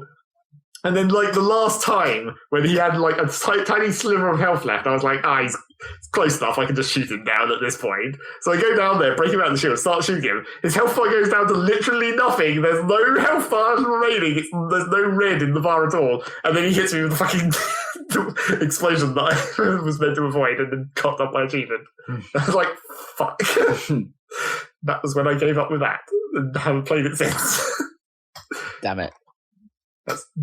I should have just continued to jiff it. If in doubt, find a glitch. Yep. Cheese it. Always cheese it. So, yeah, that's what separates the advanced gamers. Yeah, clearly. So that was Guild Wars. That's Guild Wars, Wang. I was trying to think if there was anything else I was doing in particularly interesting Guild Wars while I was trundling around and grinding it up. I managed to remember to eat some more food. Hey. Clear some food space out of our food bank. And in the game. Yep, and in the game. And then, that leaves... a food bank. Anyway, if you had like a pantry, it's like, get stuff from the food bank for well, tea. A food bank is a real thing, but it's not... It's not something you have in your house. Well, no. This is a very specific house. But yeah, so that leads from Guild Wars, that leads on to Eve, because that patch happened that I was talking about last time. Oh, yeah. The big industry fucker. And how's it working out? From Romco. Well, it may or may not be fucked. Great. It's just non-news. Well, the trouble is when I went in there to look, it had only been like 2 days, so it hadn't really been enough time for the markets to react. So I went and looked through some of the market entries for like things that I thought might have changed, like certain big ships that use specific resources and stuff. But I couldn't see a noticeable change, but it's only like the last 2 days of the graph that it would even be affecting at this point. It'll probably take a week or 2 for that to actually filter through into the market, I imagine. But yeah, the patch seems... Well, I went in... The first thing I did when I launched the game was there was an announcement where it was like, here's the known issues thread. So I went and read the entire known issues thread, and I was like, wow, this is fucked. And then when I actually went into the game and looked at it, I was like, well, it seems fine to me, but I don't do all these specific things that are fucked, I guess. Like, apparently people are having a lot of problems, but not in the ways that I care about, in the classic technique. But then, so a lot of the discussion in the known issues thread, even though it's the fucking known issues thread, so why are you talking about this here? There's a lot of discussion about, like, how fucked the economy may or may not get. Because the one thing that's different, well, the one major thing that I saw people arguing about a lot was you used to be able to, if you had a station, like an actual station, not a pause, if you had an actual station in Zero Space, you could set the tax rate on industry jobs basically to 0. So people could just use it for free. But now you can still set the tax rate to 0, but there's basically an NPC tax that you can never get rid of, which goes to NPCs rather than you as the station owner. So it's like your tax can still be 0, but people still end up paying. And now that tax, well, it's not really a tax, it's more like just the cost of the jobs, technically. Right. Because it's just like, and that's based on like how long the job is and that sort of thing. So that can kind of get pricey. So the tricks, presumably, that a number of cores were using in their own stations. Yeah, so they were doing like research for free, basically, and now they have to actually pay. So will that fuck the economy? I don't know. That makes some logical sense. Yeah, they perhaps should have been like that. Yeah, rather than... maybe. But then the other thing that also is sort of similar is it used to be that you could have, if you had blueprints, because obviously blueprints are like, you know, if you've researched them or if it's a rare blueprint, you don't want to be flying that around in a shuttle or whatever, obviously. So it used to be that you could have the blueprint in a station, like an actual station, so it'd be like safe. But then you could access the blueprint remotely from like your POSs where you had your research bays. So you could see that blueprint even though it was in a different place and still research it and do it, you know, manufacture or whatever. So you could still get the bonuses from the POS factories. Right. But you can't do that any longer. So now all these people who have like, you know, capital ship blueprints or whatever that are worth like billions of ISK, now you actually have to take that blueprint out of the safety of your station and put it in a POS in order to manufacture whatever it makes. Ganking opportunity. Yeah, exactly. That could be problematic for some people. So yeah. But on my side of things, the bit where everything's totally fine, probably, maybe, apart from the interface is a bit laggy at this point, but maybe they'll fix that. It looks pretty cool, I guess. Like the new industry interface where when you click on a blueprint, it actually like properly lists all the materials and gives you a cost estimate based on the market price of all the materials and stuff. That's neat. Nice. So like that's actually quite a nice interface, apart from the bit where it's really slow because it doesn't properly filter results for like, it just shows you every goddamn blueprint you have, regardless of where it is, until you filter it. So, and then the first hit is always... Yeah, it doesn't really remember your settings. So it's like, here's everything, which I'm sure I only have like 30 blueprints. So for anyone who's like running a corporation, I'm sure that's really bad. Yeah. That must be in the known issues thread. Yeah, it was. Pretty much. Well, or, you know, to give you a generic known issue of like, it's slow, that doesn't necessarily tell you much about what they're going to do to fix it. Well, presumably... have some, like, just start with nothing until you select what you want. Yeah. You know, that's the usual trick. They would have thought of that because they're all about database queries. They're all like, that's why they changed a lot of the other, like, show info boxes and stuff and the market queries. It's like, we don't want to be querying our database all the time because that's what makes the server slow. Yeah. Right. Sensible. But I think they kind of forgot that for this update. And then also the other part of that new industry window is those teams or whatever for the manufacturing bonuses. Oh yeah, that you can run the auctions for. Maybe tell me. Yeah, I wasn't. It's like I'm still. That's nothing to do with me, of course. But I was vaguely interested to just like sort the teams by what solar system they're in, so I could be like, where is everyone actually making shit? Surprisingly, not in Jitter. There was only like 2 teams in Jitter. Cheetah? The stupid hub system where a million goddamn people are always. Right. That makes it hella laggy. There's always over 1,000 people in it. Holy crap. It's in Caldari space, so I don't give a fuck. The nearest one to me is Ursula, which is only like 250 or something most of the time. That's fine. I don't give a shit. That's only one system away from where I do my manufacturing, but surprisingly, it's like, comparatively, there's almost nothing happening in the system I am. It's like, when you realise that it is a hub system, it literally is a hub system. It's like, everyone does it there, even though you only have to be one jump away, and there's a perfectly fine station where I work. Just because they don't want to haul all the shit back to the market. You just have to go outside of London for one perfectly good hour, and you find yourself in Ipswich. Yeah, exactly. Just don't stop in the coach. No. Or the Stowe market. The Stowe. So yeah, that was vaguely interesting. Apparently there's like, I don't know, there must be like one major corporation that's operating in wormhole space, because there was like 20 odd entries for teams that were all in one wormhole system. And I was like, that's weird. I guess I don't really know much about wormhole space. It took me a while to even realise that it was a wormhole system, because I was like, that system name doesn't appear on the map. When I click show on map, it just shows me a random place on the map, and I was like, that's not right. And then I looked at the name of the system and realised that it didn't fit the convention of all the other systems. And I was like, oh, that must be a wormhole system then. Because I only went to wormholes like one time and I wasn't really paying attention. So I can't remember what the names are, but apparently it's this different format of name, so it's recognisable. So yeah, that was the industry patch. Not much change. What's it called? Because they've done another rename, haven't they, of like the subtitle? Well, they do that for every patch, basically. Yeah. The last one was Cronus, and now it's Cirrus. So like the cloud. Yeah. Right. So yeah, that's not particular. And one of the things that I saw people saying in the known issues thread was like, now that they've supposedly changed their update cycle so that instead of 2 big updates per year, we're doing one every 6 weeks.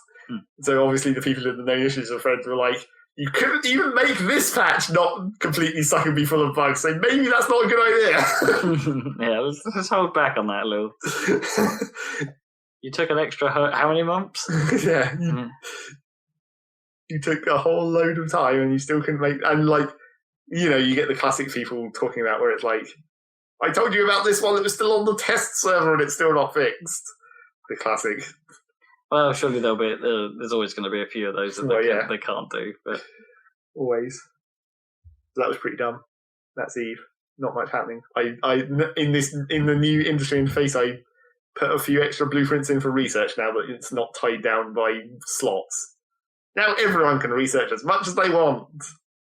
And the only thing that changes depending on how much people are doing is the price index. Because it's based on activity. Mm.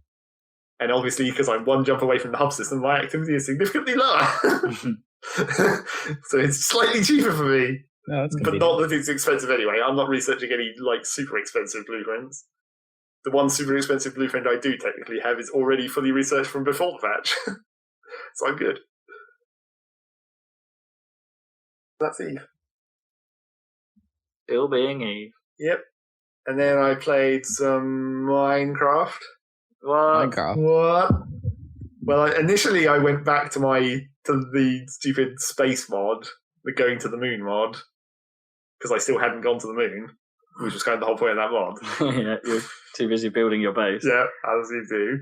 So I finally went back there and was like, okay, what do I actually need to make this goddamn rocket? Mined up all the resources, built the rocket, and then was like, yeah, but that's still not actually enough. There's still other things I need, oxygen generators and shit. So I made the rocket and then was like, God damn it. So then at that point, for some reason, I remembered another mod that I played ages ago that was in one of the mod packs, the Found... Second, I thought you were going to say mod flaps. Mod flaps. It's in the mod flaps. It's in the mod flaps. It was one that I played before called Foundcraft that's about magical stuff. And I thought that was a pretty cool mod. So I went and looked up the most recent version. And well, the thing was, I looked up the most recent version and it seems completely different now. Mm. Well, I downloaded that, and then I went and dug up the version that I played before, which was basically that version I played before was version 2, and it's now on version 4. Although when you say version, it's like literally a different mod, pretty much. Right. So I downloaded both, and because I'm using the multi MC launcher, which basically lets you download any version of Minecraft and set up the mods for that instance of Minecraft, and then have them be separate so you can run them independently whenever you want.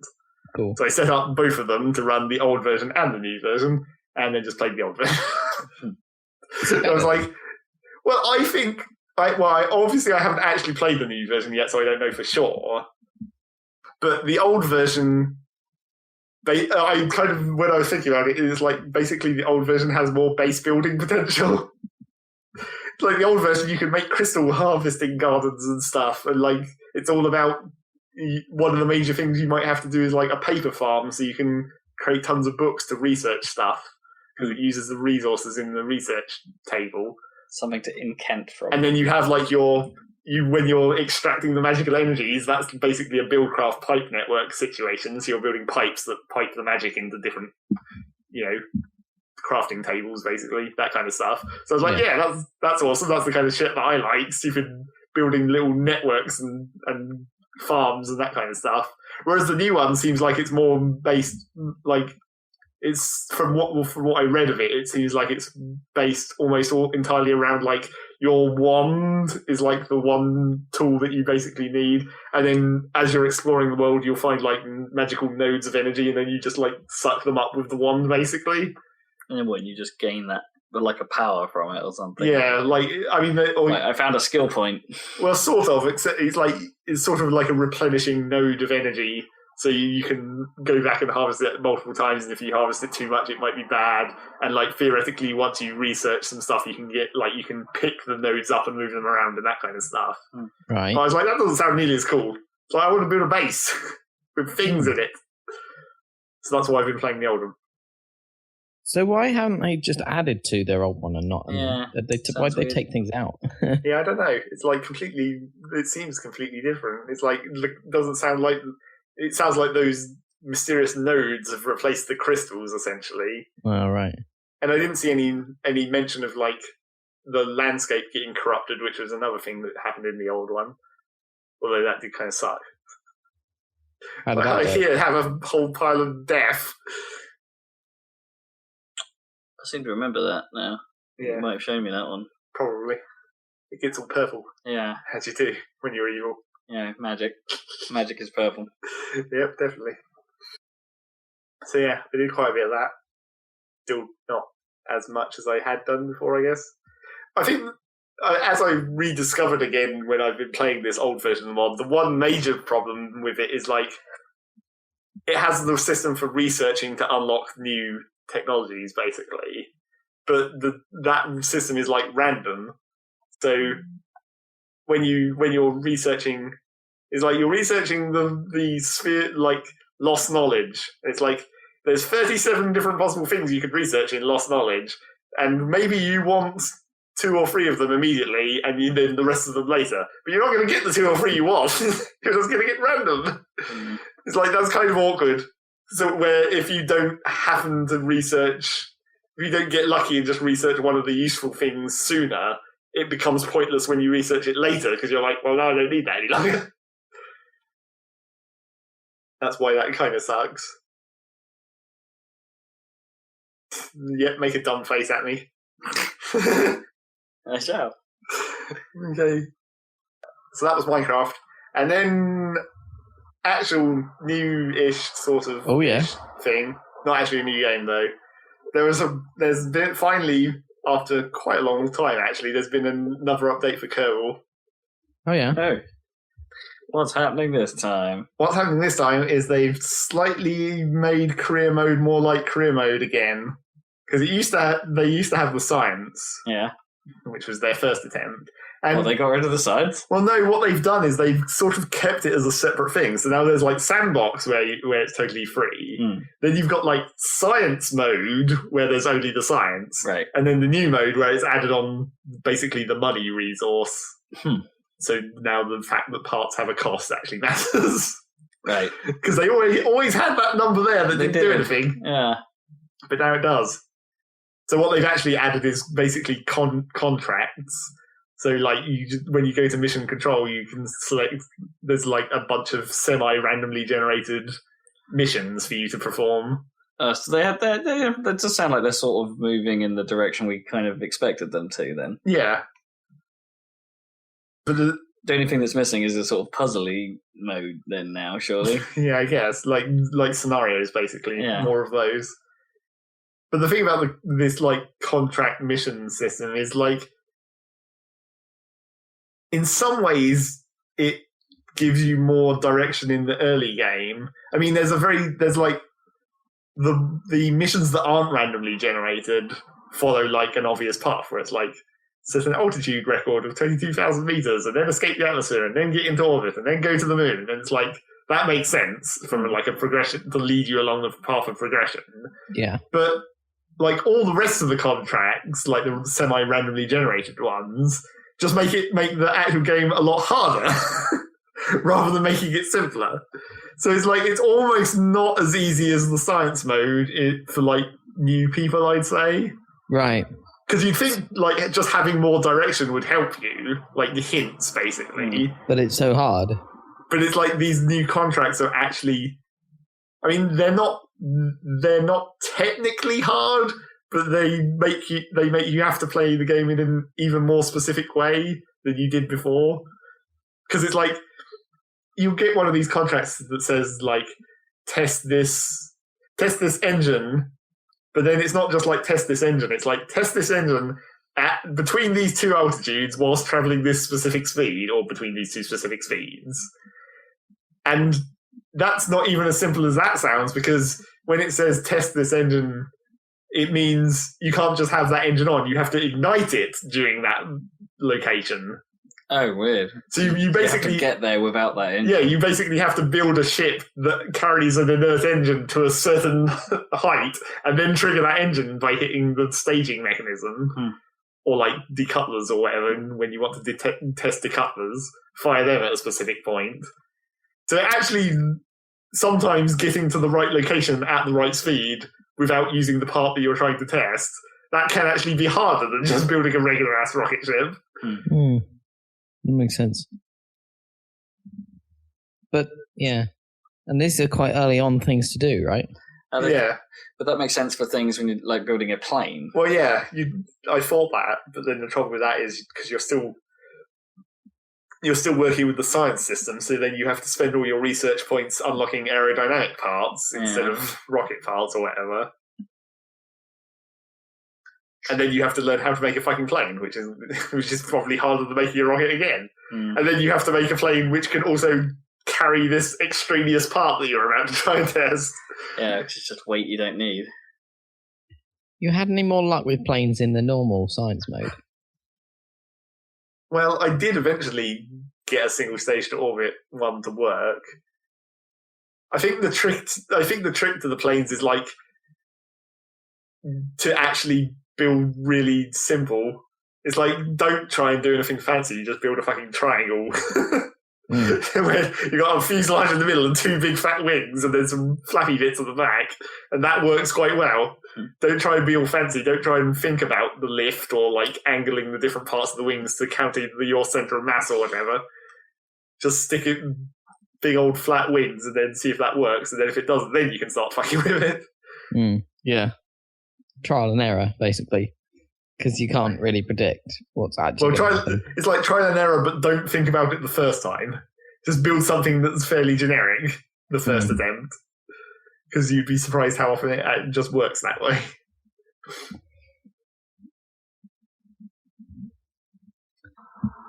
Kerbal. So yeah, that was Kerbal, I guess. It's still going. I didn't get very far into that new set of contracts or whatever. I haven't actually been to the moon yet, but nothing really has changed there. There are a few new parts, but not particularly interesting ones, I don't think. Moon. Man. Yep, moon.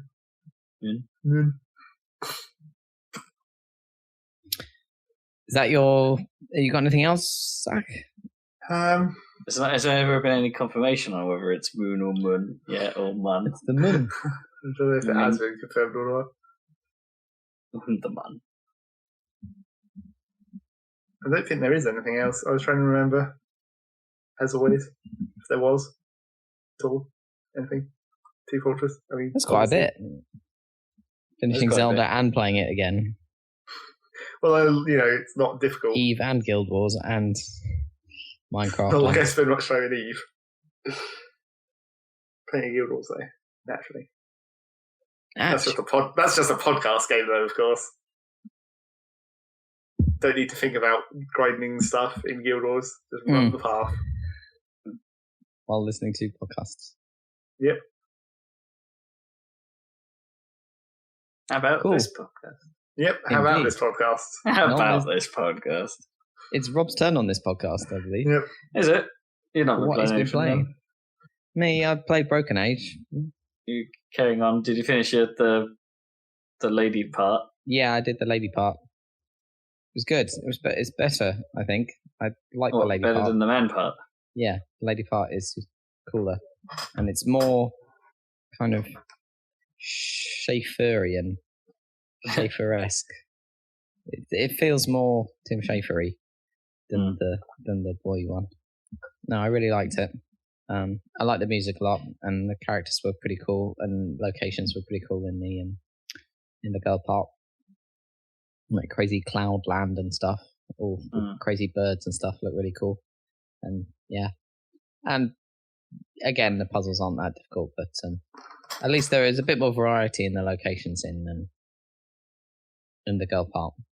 Vela, her name is, because it's all spaceship based on the pretty much on the boy part. It's like this is more spaceship, and this is some spaceship, and how about some spaceship? So there's a bit more. I'm not sure how it would work out if you played the girl part first, thinking about the way it ended, because it seems to make sense playing the boy part first. But I suppose, maybe I should Google that and find out if there's any actual difference. Is there a point where you can't progress until both characters are at the same spot, or can you just finish each? I think you can finish each pretty much. They don't interface until the very end of the game, which is the end of Act 1. At which point, there's Act 2 coming soon, right? Theoretically, yeah. Double Fine. So, I mean, they said, I saw that was news the other day that Tim came and said that the plan of selling the first one to finance production of the second act had worked out nicely. So, that's cool. But that means you don't have to buy Act 2, right? Yeah, I don't think I do. You'll just get it. Yeah, I think I'll just get it, yeah. But that's cool. Yeah, so definitely check it out. I really like the art and it's quite sort of deadpan compared to, it's quite sort of gentle compared to more wacky kind of Sam and Max type stuff. So Telltale announced season 3 of Walking Dead, and it's like I couldn't help but think to myself, does anyone care about season 2 of The Walking Dead this time? Like, sure, the first one was kind of neat, kind of unique, but does anyone actually care about season 2 this time? Well, supposedly season 2 was worse, but then apparently that Wolf Among Us was where everyone went, basically. Yeah, I heard that too. Like, it got a lot of media attention anyway, whereas season 2 just seems to have been plodding on. So it's like, is a third season really that wise? I don't know. But there must be, I guess that must mean there's enough people still into it that still bought into season 2. I guess. To make them think, oh, hey, we should do another one of these. Well, maybe it'll pick up in the third season or something. I mean, how far did you play up to anyway? I played all of the first season. Yeah. But without the DLC, there was an extra little story they added later. Yeah. I didn't play that one, but.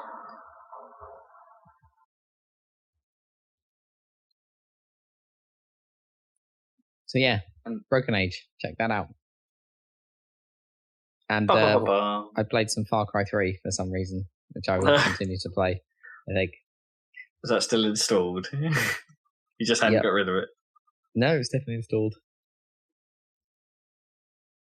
I'll tell you what else Maybe I should start playing Far Cry 3. The return of everyone's favourite segment of what I haven't been playing. Not Bravely Default.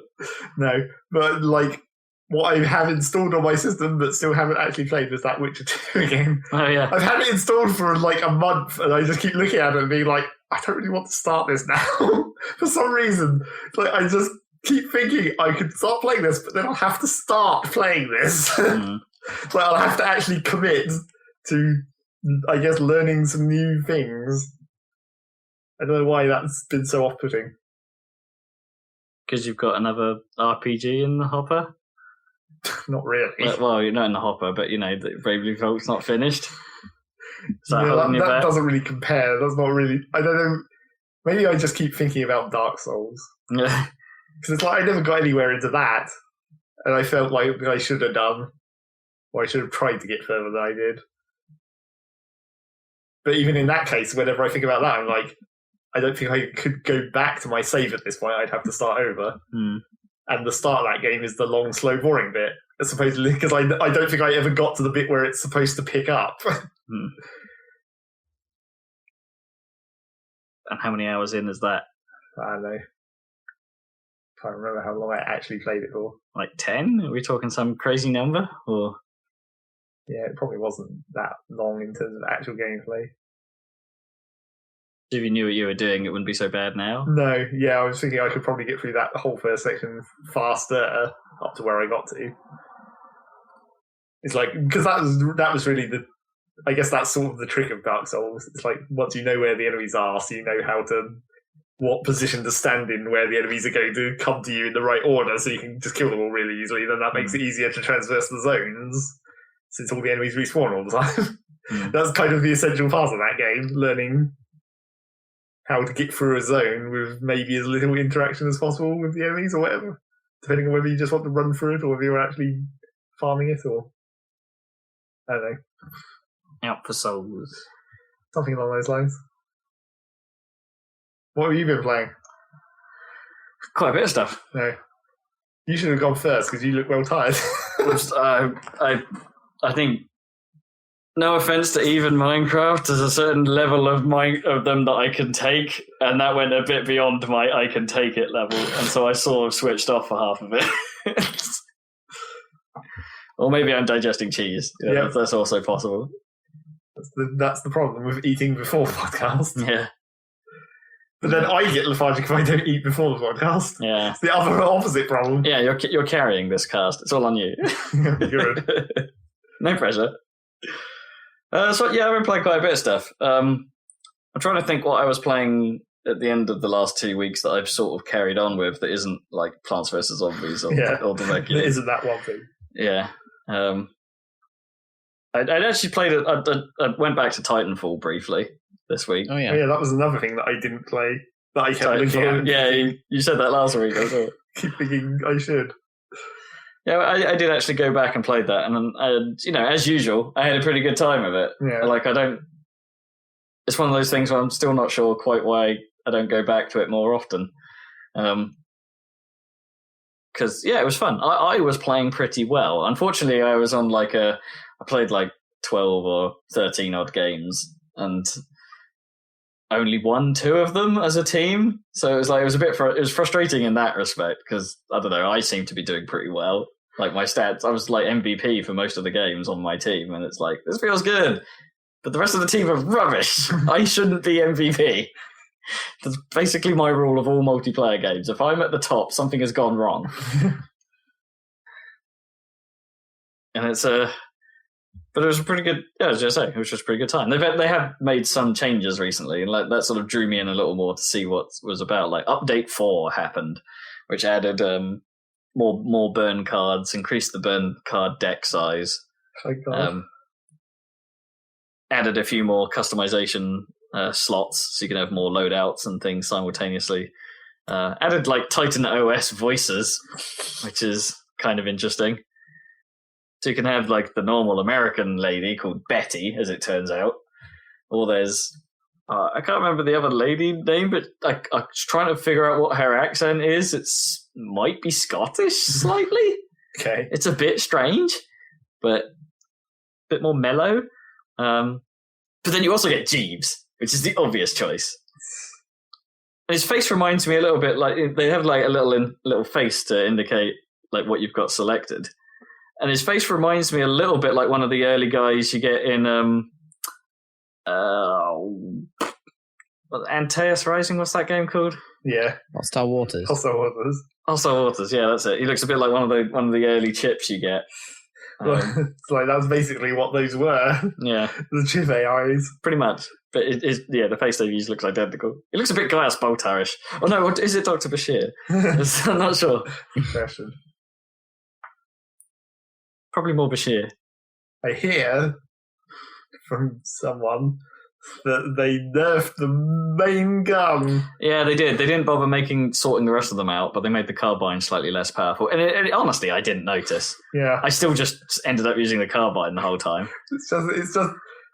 It's the easiest gun to use. Well, it's just like that. It was basically the same problem I was talking about in Eve that last time when they were talking about how everyone uses that one mining ship because it's the one with the most storage. It's like that. You can't rebalance it by just making it slightly worse because it's still better in that one specific way that everyone finds easiast to use. Yeah, so the carbine works because it's effective at the range that most of the fights in the game happen. Yeah, because it's a gun with a scope, and you can zoom in and you can take reasonably accurate shots at range, and it has auto fire. It does everything you need a gun to do. Yeah, you can hip spew it pretty well. I did play a couple of rounds trying to snipe from like some really high spots in the hangar level. Right.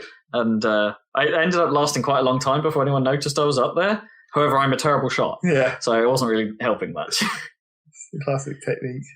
Yeah, at that sort of range, the whole mobility of the Titan pilots combined with trying to snipe with a controller, which I've not been very good at since the Halo days, or since Halo 2. Yeah. And then I got terrible somehow. I wasn't that great.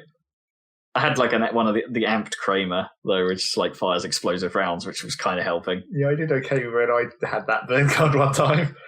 Although that one I was doing like that one, I don't know even why I took the burn card, but I was on that stupid like I know it's not the farm colony because the farm colony has those big towers, but it's the other one that's sort of Nexus, green and flat. Fracture, the one from the demo. I don't know. But the one from the beta stuff. Yeah. That because they had that one and the city level. I don't know, maybe. But it's the refueling place. I don't know.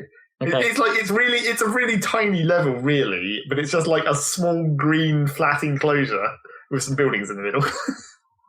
It's like I don't know why I chose to snipe on that level because there's no height on that level at all. But I was doing okay, just standing around the edges and sniping inwards, I guess. Yeah, I'm not sure I can think. Oh, it's not the one in the lagoon? No, it's not the lagoon. Nope, don't know that. No, I don't remember the names of the levels, so the green flat one. Not the one with the like brown cliff faces and the pipes and no, not that one. Okay, so it's not Fracture then. Okay.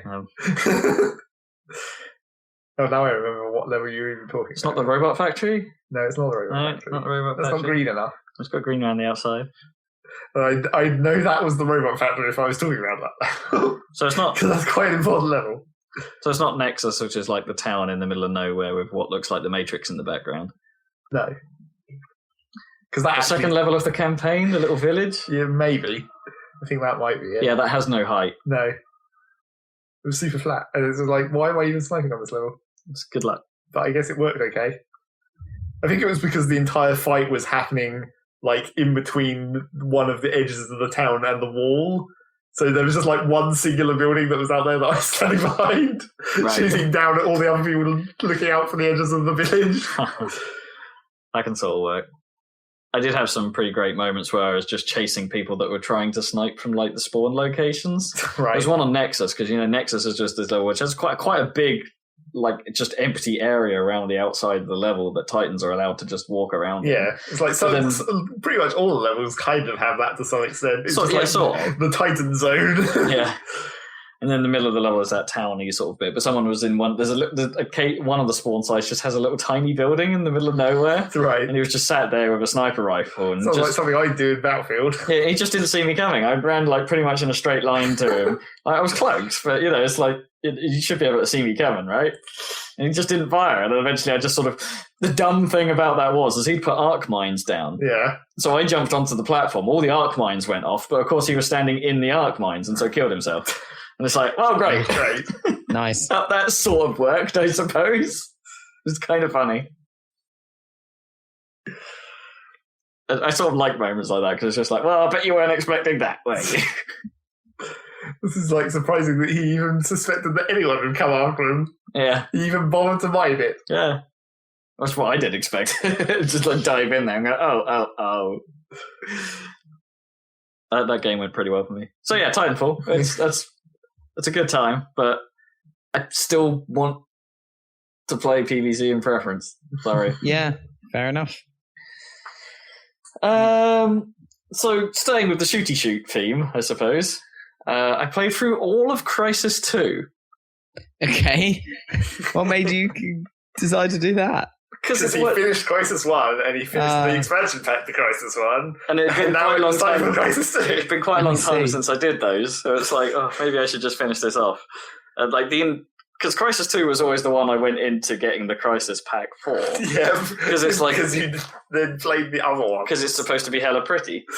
The engine is supposed to be pretty impressive. And they're not wrong. Actually, like the maximum edition you can get off Steam has the DX11 upgrades they did, right? And the ridiculously high detail texture pack, which is pretty great looking. It has to be said. It looks super swanky. It's there's some great motion blur effects. There's some it runs at a hell of a clip, and the tessellation is pretty great as well. So like you look at a brick wall or something, and it's not just a brick wall. It's like the bricks actually sort of are there. There's geometry. Stand out. That's cool. Yeah, it's awesome. Like for the most part, it's a real. It is a looker. You just look at things and go, "That's real nice. I see what you did there." But then you sort of start to realize sort of how it's doing that because it's not operating on the same scale as the first Crysis. Not even close, really. There's like the areas in which you're looking is just they do not compare like scale wise. Right, I see that. So they made a decision to kind of go that way. Yeah, I mean, it's entirely set in New York, so everything is like inside a building or in a street surrounded by buildings, and so what you can see is always somewhat limited. Mm. So it's like okay, so you can sort of see where they made some shortcuts, and there are some places where it doesn't actually quite work. Some of the tessellation stuff, for instance, doesn't quite work as you'd expect. It's like there's a few rooftops, especially where you're wandering around, and it's you can tell that the tessellation has made the ground slightly lower than it should be. So it's like it's indented it, and it looks great and stuff. But then you see that the items that are supposed to be sat on it aren't sat on it. Right, or like a trash pile texture is slightly above it. Yeah, I see. There are some places where it looks really cool, like if it's like grassland and then like mingling like leaf textures or some amount of destruction on top of it, you sort of end up with this layered texture that sort of parallaxes against itself in some ways and makes it look like there's more there than there is. Okay, that's cool. It's sort of hard to describe, but it kind of works. But yeah, as I say, there are other places where you just end up with hovering items, and it's just like, damn. You were so close, guys. You were so close, but you sort of fell down at this last hurdle. Surely they could have had it just clip through whatever effect, just make it sink down a bit. Compensate. In fairness, this was something they patched in later. It's not something that the game shipped with, so it's, it might not have had the same level of quality control. Right, yeah, sounds like it. Cool, though. It is neat. And as I say, for what it's doing, it runs at a hell of a clip. It's pretty good frame rate throughout, I had. And weirdly, the time where it was worst was when you jump into a sewer pipe, when it's probably rendering the least. It's just a pipe with like some water in the middle, and it's like for some reason then the frame rate started to struggle. And it's like that's really strange. Is it just water reflection? Like Guild Wars? There are places where there's like plenty of water and you're outside and that looks fine. and runs okay. So I don't know. That's a little strange. The other purely technical thing that was quite impressive is if you stick it in 3D mode, which I did because why not? Let's try this. There's no frame rate loss, and I don't know how that's possible. Okay, weird. It's the engine just ran normally, just with 3D on, and it's this is amazing. And it's there's only one very slight flaw in the 3D that I noticed, and that the gun sort of has a weird shimmer, a sort of offset shimmer where it isn't in one eye. Right. It's but other than that, the 3D is perfect, and there's just no problems technically, and it's this is bloody hell. Well done. So you've been playing this all in 3D then? I played the majority of it in 3D, yeah. Because it's just really good. It's one of those where, weirdly, I think they had, Crytek took control over what kind of depth they wanted things to show. So if you, turn the NVIDIA wheel right up to full, it's it's only really subtly changing it. Mm. So I just ramped it all the way up, and it's this is fine. I probably could have done with an extra few clicks of depth for my taste, but, whatever. It's good quality 3D, even if it's not that deep. Super deep, yeah. Yeah. So yeah, super impressive on those fronts. Nice. I just do not understand how they did that. How do you do that? How do you get 3D without a performance drop? That's amazing. How old is Crysis 2 at this point? It's pretty old. Trying to think, 2008, I want to say. Right, it's looking better than some modern games, though. Oh yeah, it's a looker. But. All of these technical achievements aside, I sort of feel about it the same way I felt about the first Crysis games, and that they're not actually very good. They're sort of okay, but they're not. They don't really excel at anything. Mm. It's the game has a very high stealth emphasis, but stealth is almost too easy now, even compared to the first one. But because there are plenty more solid objects with what to hide around, having had to get used to playing stealth in a really sort of tricky style, kind of dodgy way in the first Crysis game. You go into this one, it's actually this is quite easy because the distances I have to run between cover to cover is quite a lot shorter. Yeah. So actually cloaking all the time actually becomes quite viable, and it becomes even more viable when you get hold of a weapon that you can. If you put into semi-automatic mode and you attach a silencer to it, you can actually get a couple of shots off before your cloak fails. Right, so you can just shoot and scoot. You can, headshot a few people before you even uncloak, and it's okay. And the sort of AI is sort of good enough but dumb enough in sort of the right way, which is a plus, I guess. Because you can headshot people and they will, you'll down them, and other people will notice, oh no, that guy's dead. But that won't raise the alarm until they actually see you. Which, is sort of technically a little dumb, but then you don't really have much ability to do anything about bodies. It's... Oh, I see. If you kill them, you're just going to kill them on the patrol path, and it's I guess it's highly likely that someone else is just going to see that body, But do they go in any kind of heightened alert? They do, yeah. The ones that spot them will go into a sort of yellow state and sort of try and investigate the body and stuff sometimes. Not always, but sometimes, which will... it might change their route, that kind of thing. Yeah. So there is some sort of state. It's only if they see you that you're in trouble.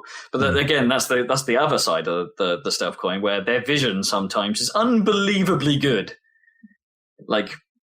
Sort of you'll be miles away, and it's that you'd be on the screen, the enemy will be a tiny dot somewhere, only a few pixels high, but they will be able to see you perfectly the moment your cloak fails a second too early. Oh, damn it. And you're just oh, that's the alarm. Oh, there goes the flare. Oh, there comes reinforcements. Shit. It's practically impossible to do most of the stealth sections without being seen in some way, especially towards the start of the game, and especially especially if you don't have a silenced weapon to hand. Oh, because once you've got that, you can shoot people. Yeah, I think if they hear you, that also raises the alarm. Oh, okay. So if there's a proper gunshot, then they go, "Oh God, what's going on?" and everyone's suddenly aware. And does that make it really hard when they summon the reinforcements, or is it actually quite easy to shoot your way through? Yeah, that's the other thing. Like, I mean, if you get swarmed, then sometimes there's not a lot you can do about it. Like, for instance, if your stealth attempt goes badly wrong, for instance, like you didn't quite get the stealth kill off and you've ended up decloaking as a result, but your energy reserve will be quite low. Right. So then you can't. So then you can't swap into armor mode, meaning that you just take damage real fast. Right. So depending on where that goes and how that goes wrong, if there's too many people around you, you don't really stand much of a chance. However, if you get found out and you can just get your energy reserved and turn on armor mode or something, then you're probably going to be fine. Just run around, shoot shit, you'll be all right. Cool. So you could just play You could just play the whole game like totally gun-ho if you wanted to. Yeah. And you'd probably get through it a lot faster. Yeah, that's for sure. I mean, there are some sections where you don't have a choice, where it is just full-on combat. It's, the stealth. Yeah. It just isn't a choice. And it's, while you can use the stealth to your advantage, people are already aware that you're there. For instance, there's like a big battle going on and you're just part of it.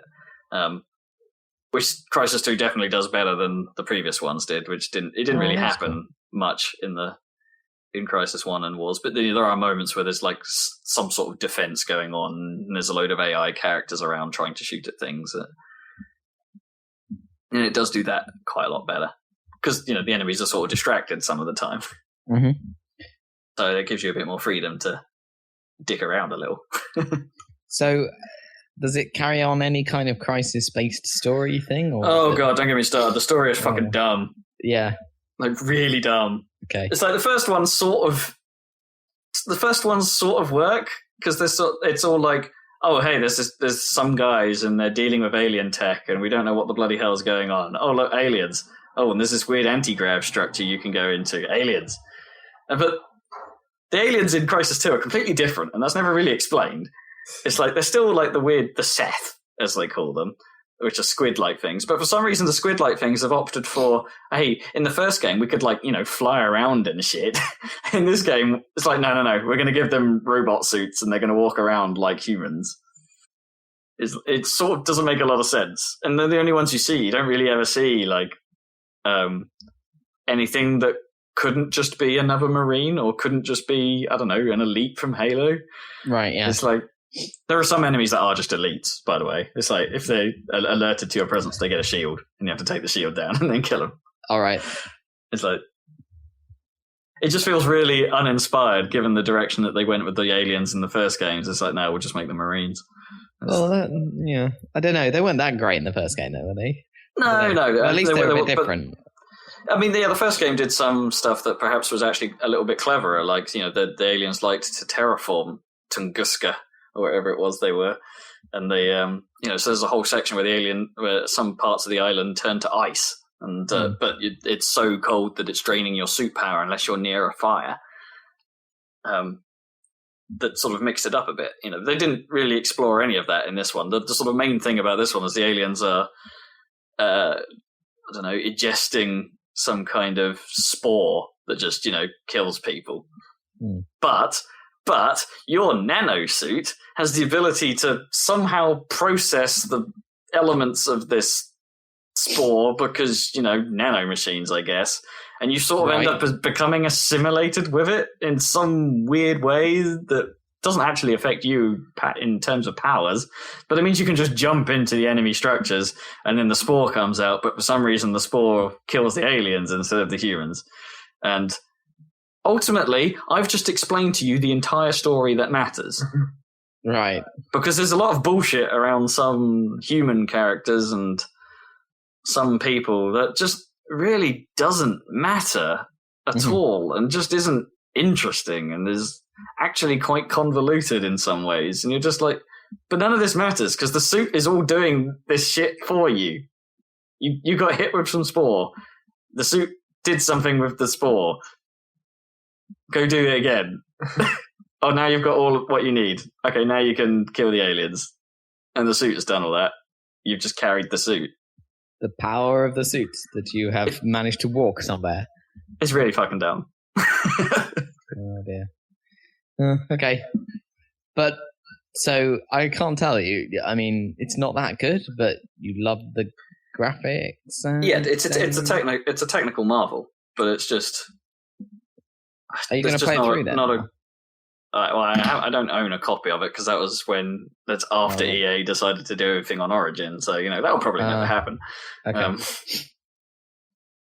And from what I know about it, it doesn't actually sound like Crysis 3 was really any different from 2. No. They changed how the suit works as well in 2. I mean, that's notable. In that, 1, you had complete freedom of, I need power mode now, I need speed mode now, which was a bit unwieldy at first, but you sort of learnt to hold a mouse. Like I had it mapped to the suit power wheel to one of the side buttons on my mouse, so I could press that and got used to quickly dragging the mouse in the direction of the power I wanted. Oh yeah. But in this, it's sort of automatic, and so if you're sprinting, that's just draining power and has put speed mode on for you. Right, so it's all integrated. Okay. Yeah. But you do have to push a button to activate armor mode, and you do have to push a button to activate cloak. But even when you're lifting things up, it's just you have to assume the suit is doing power mode for you, for instance. But that does mean you can have if you have your armor mode on, then you can just be armored and do power moves, or armored and sprint now. Oh, right, okay. So you can just drain your energy super fast. Okay. But you can't be armored and cloak. I think those two are mutually exclusive, right? Okay. Yeah. Oh, and you also get nano vision now, as they call it, which is basically predator mode, which also drains power. Is that actually useful? There's a couple of times where they forcibly make the environment super dark. So you have to use it really, right? Yeah, to see what's going on. Although even then, there was a section where it was literally pitch black, and the Marines were pretty good at seeing you. Bloody typical. It's they saw me before I saw them with nano vision. It's oh, for fuck's sake. They could have been wearing night vision, I guess, but they didn't have the classic night vision little blue-green dots or whatever. No. Shoot him in the head. I've done it. So yeah, I don't know. It seems like they're very, very good technical masters, but they just don't know really how to make a game. It's a shame. You wonder why they're in trouble. Oh, well, yeah. It's probably because they started putting Free Radical on projects that were sort of doomed to fail. I don't know, the Free Radicals or Crytek UK, whatever you want to call it, sort of ended up working on the multiplayer for Crysis 2. So that whole component is by a different team to the rest of the game. So I haven't tried that out, and I don't want to really. And I think Crytek UK were also involved in Warface, right? Which is them as well. And it's who plays Warface? Warface. Do I have to say it again for impact? Warface. Warface. So that's that. Yeah. Cool. And I hope maybe their engine is just a bastard to use. I don't know. Yeah. Maybe that's why it just hasn't made waves. Or maybe they weren't expecting Unity to come along and fuck it all up.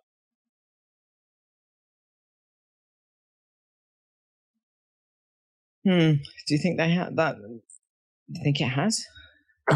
They kind of aggressively priced themselves or made very accessible models so people could get in and start using it, and then I guess once you're into an engine, it's probably hard to get out. I don't know. Yeah, I guess so. Well, unless you're I'm Sonic sure Boom. that tech will do something cool in future. I mean, there's no doubt it'll go somewhere. Yeah, let's hope. How good it looks on the current gen stuff. Let's hope. I hope that it finds a decent home anyway. Cool. And actually gets used. You been playing anything else? We're running out of time on this podcast, aren't we? We are. We're now running over, but okay. I do have some stuff, unfortunately. It's okay. Right. Well, there's one other thing I should really talk about, which is I started playing. I needed something new to do on my Xbox, having finished Child of Light last time, and only really using it to play multiplayer shooters. It's I thought maybe I need to start on something else. So I started Super Time Force. Oh yeah, cool. Is I'm trying to think of it. It's by Cappy.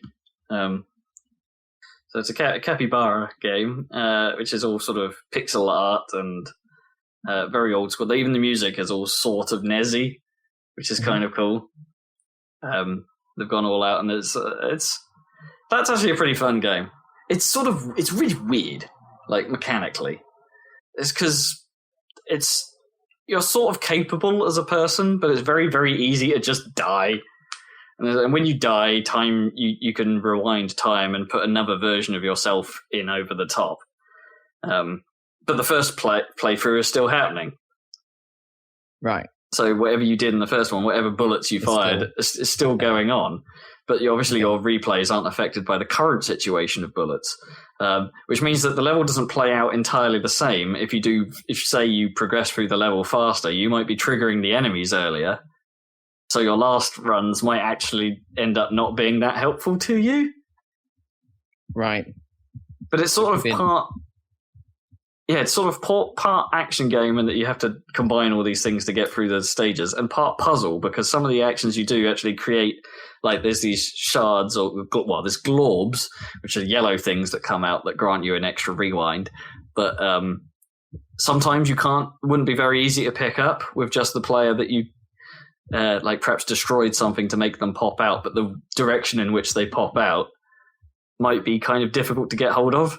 So that you then have to perhaps, the puzzle element, I guess, is then, I now have to make sure I get another character in that spot at the right time, so in order to collect the glob that came out. That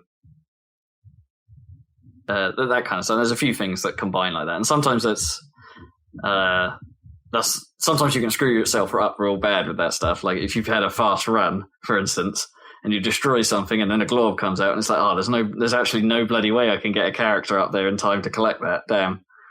I'll have to replay this level later, kind of thing. There's a sort of element of learning the levels to maximize your runs for a certain goal. Right. Okay. So but it's sort of nice. It's pretty nice. So it's a little puzzly in a way, almost. Yeah, sort of. It's sort of like it's a little puzzly without really outwardly being a puzzle game, if you know what I mean. Okay, that's cool.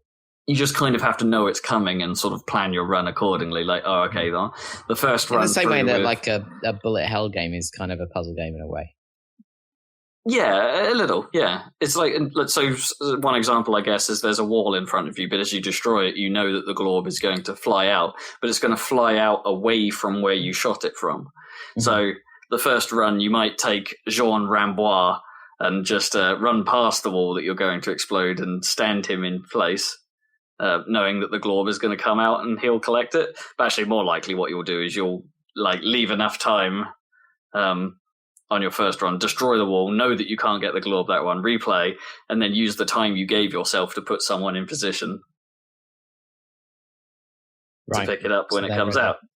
Yeah, genius. Okay.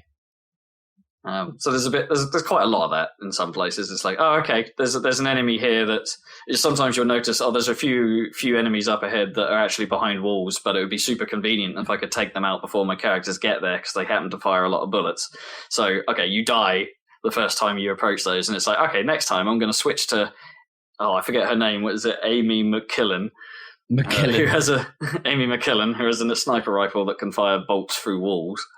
So it's like, I'm just going to shoot through the walls and get these guys before my runs can die next time.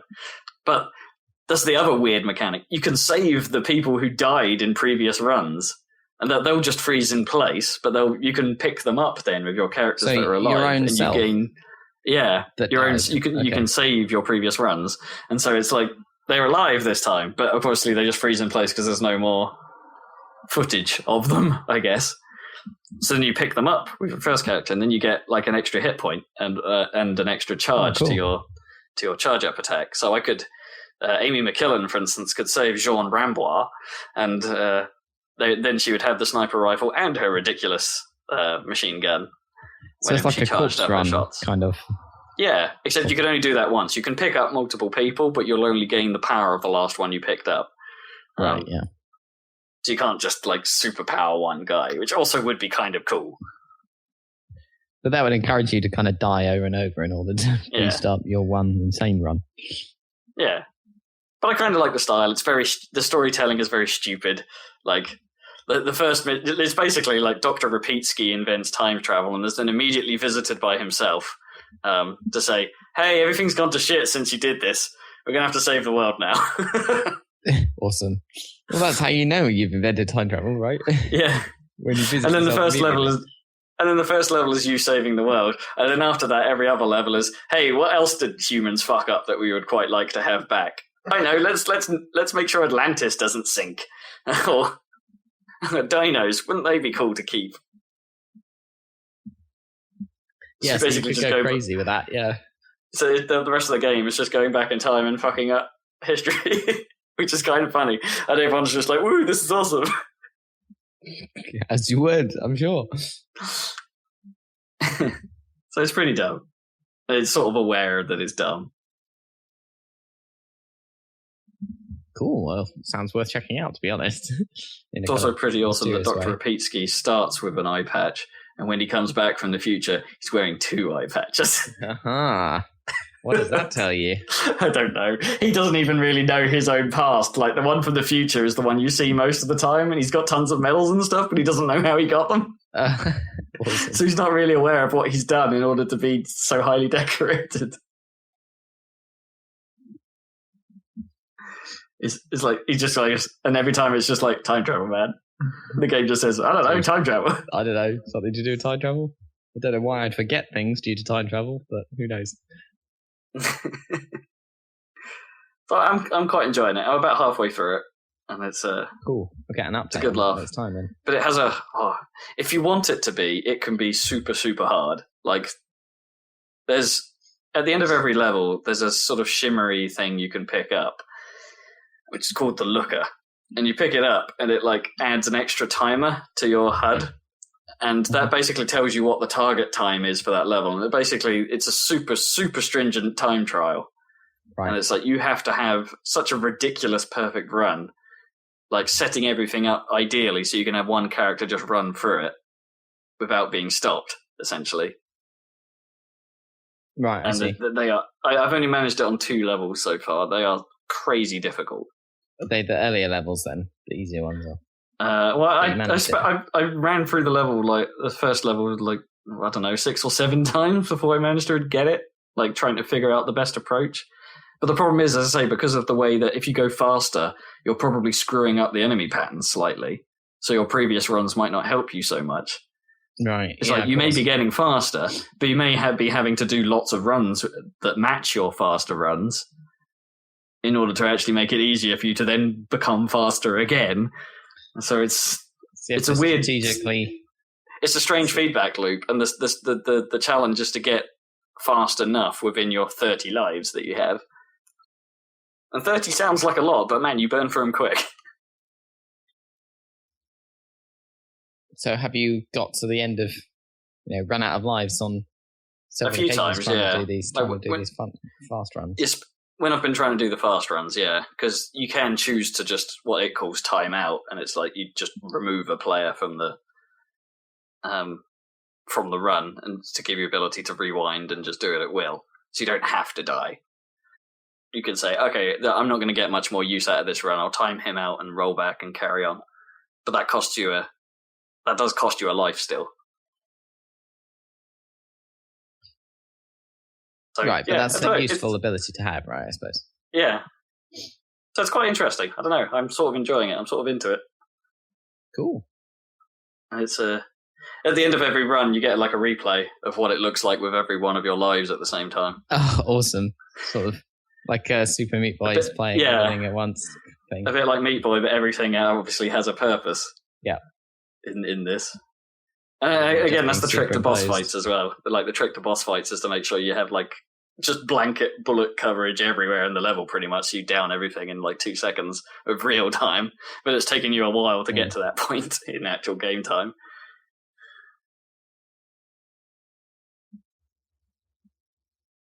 Super Time Force. Yeah, I thought it would be more repetitive than it is, but it's sort of okay.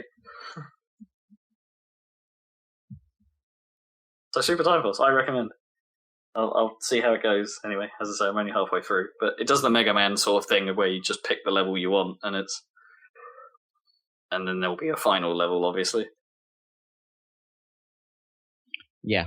So yeah, the route I'm going through it probably means that the difficulty curve is pretty much level, is my guessing. Like, I doubt it will get harder until like the last level, probably. In fact, if anything, it'll probably get easier because you're unlocking at least one character per time zone you visit. With a few like hidden ones, like I don't know.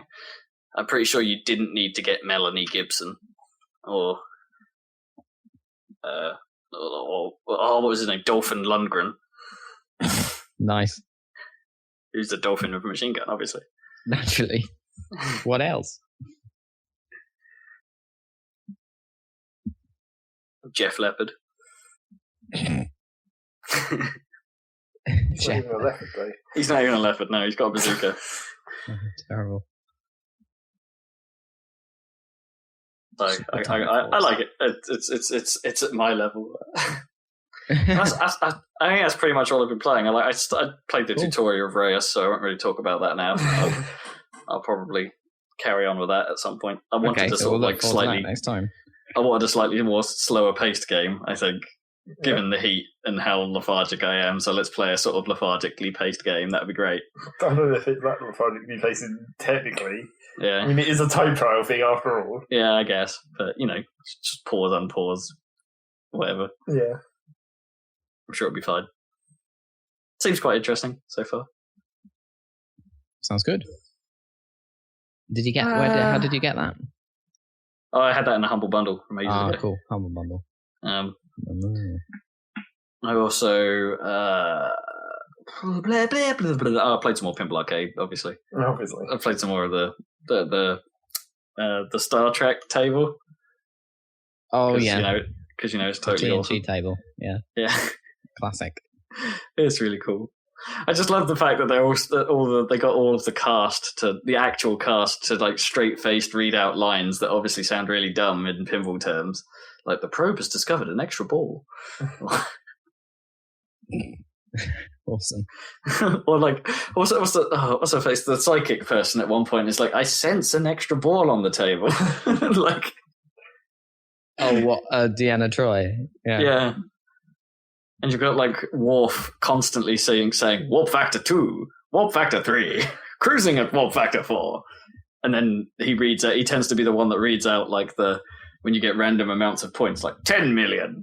So like when you're doing the shuttle minigame, it's pretty great because it's like it's a video mode game.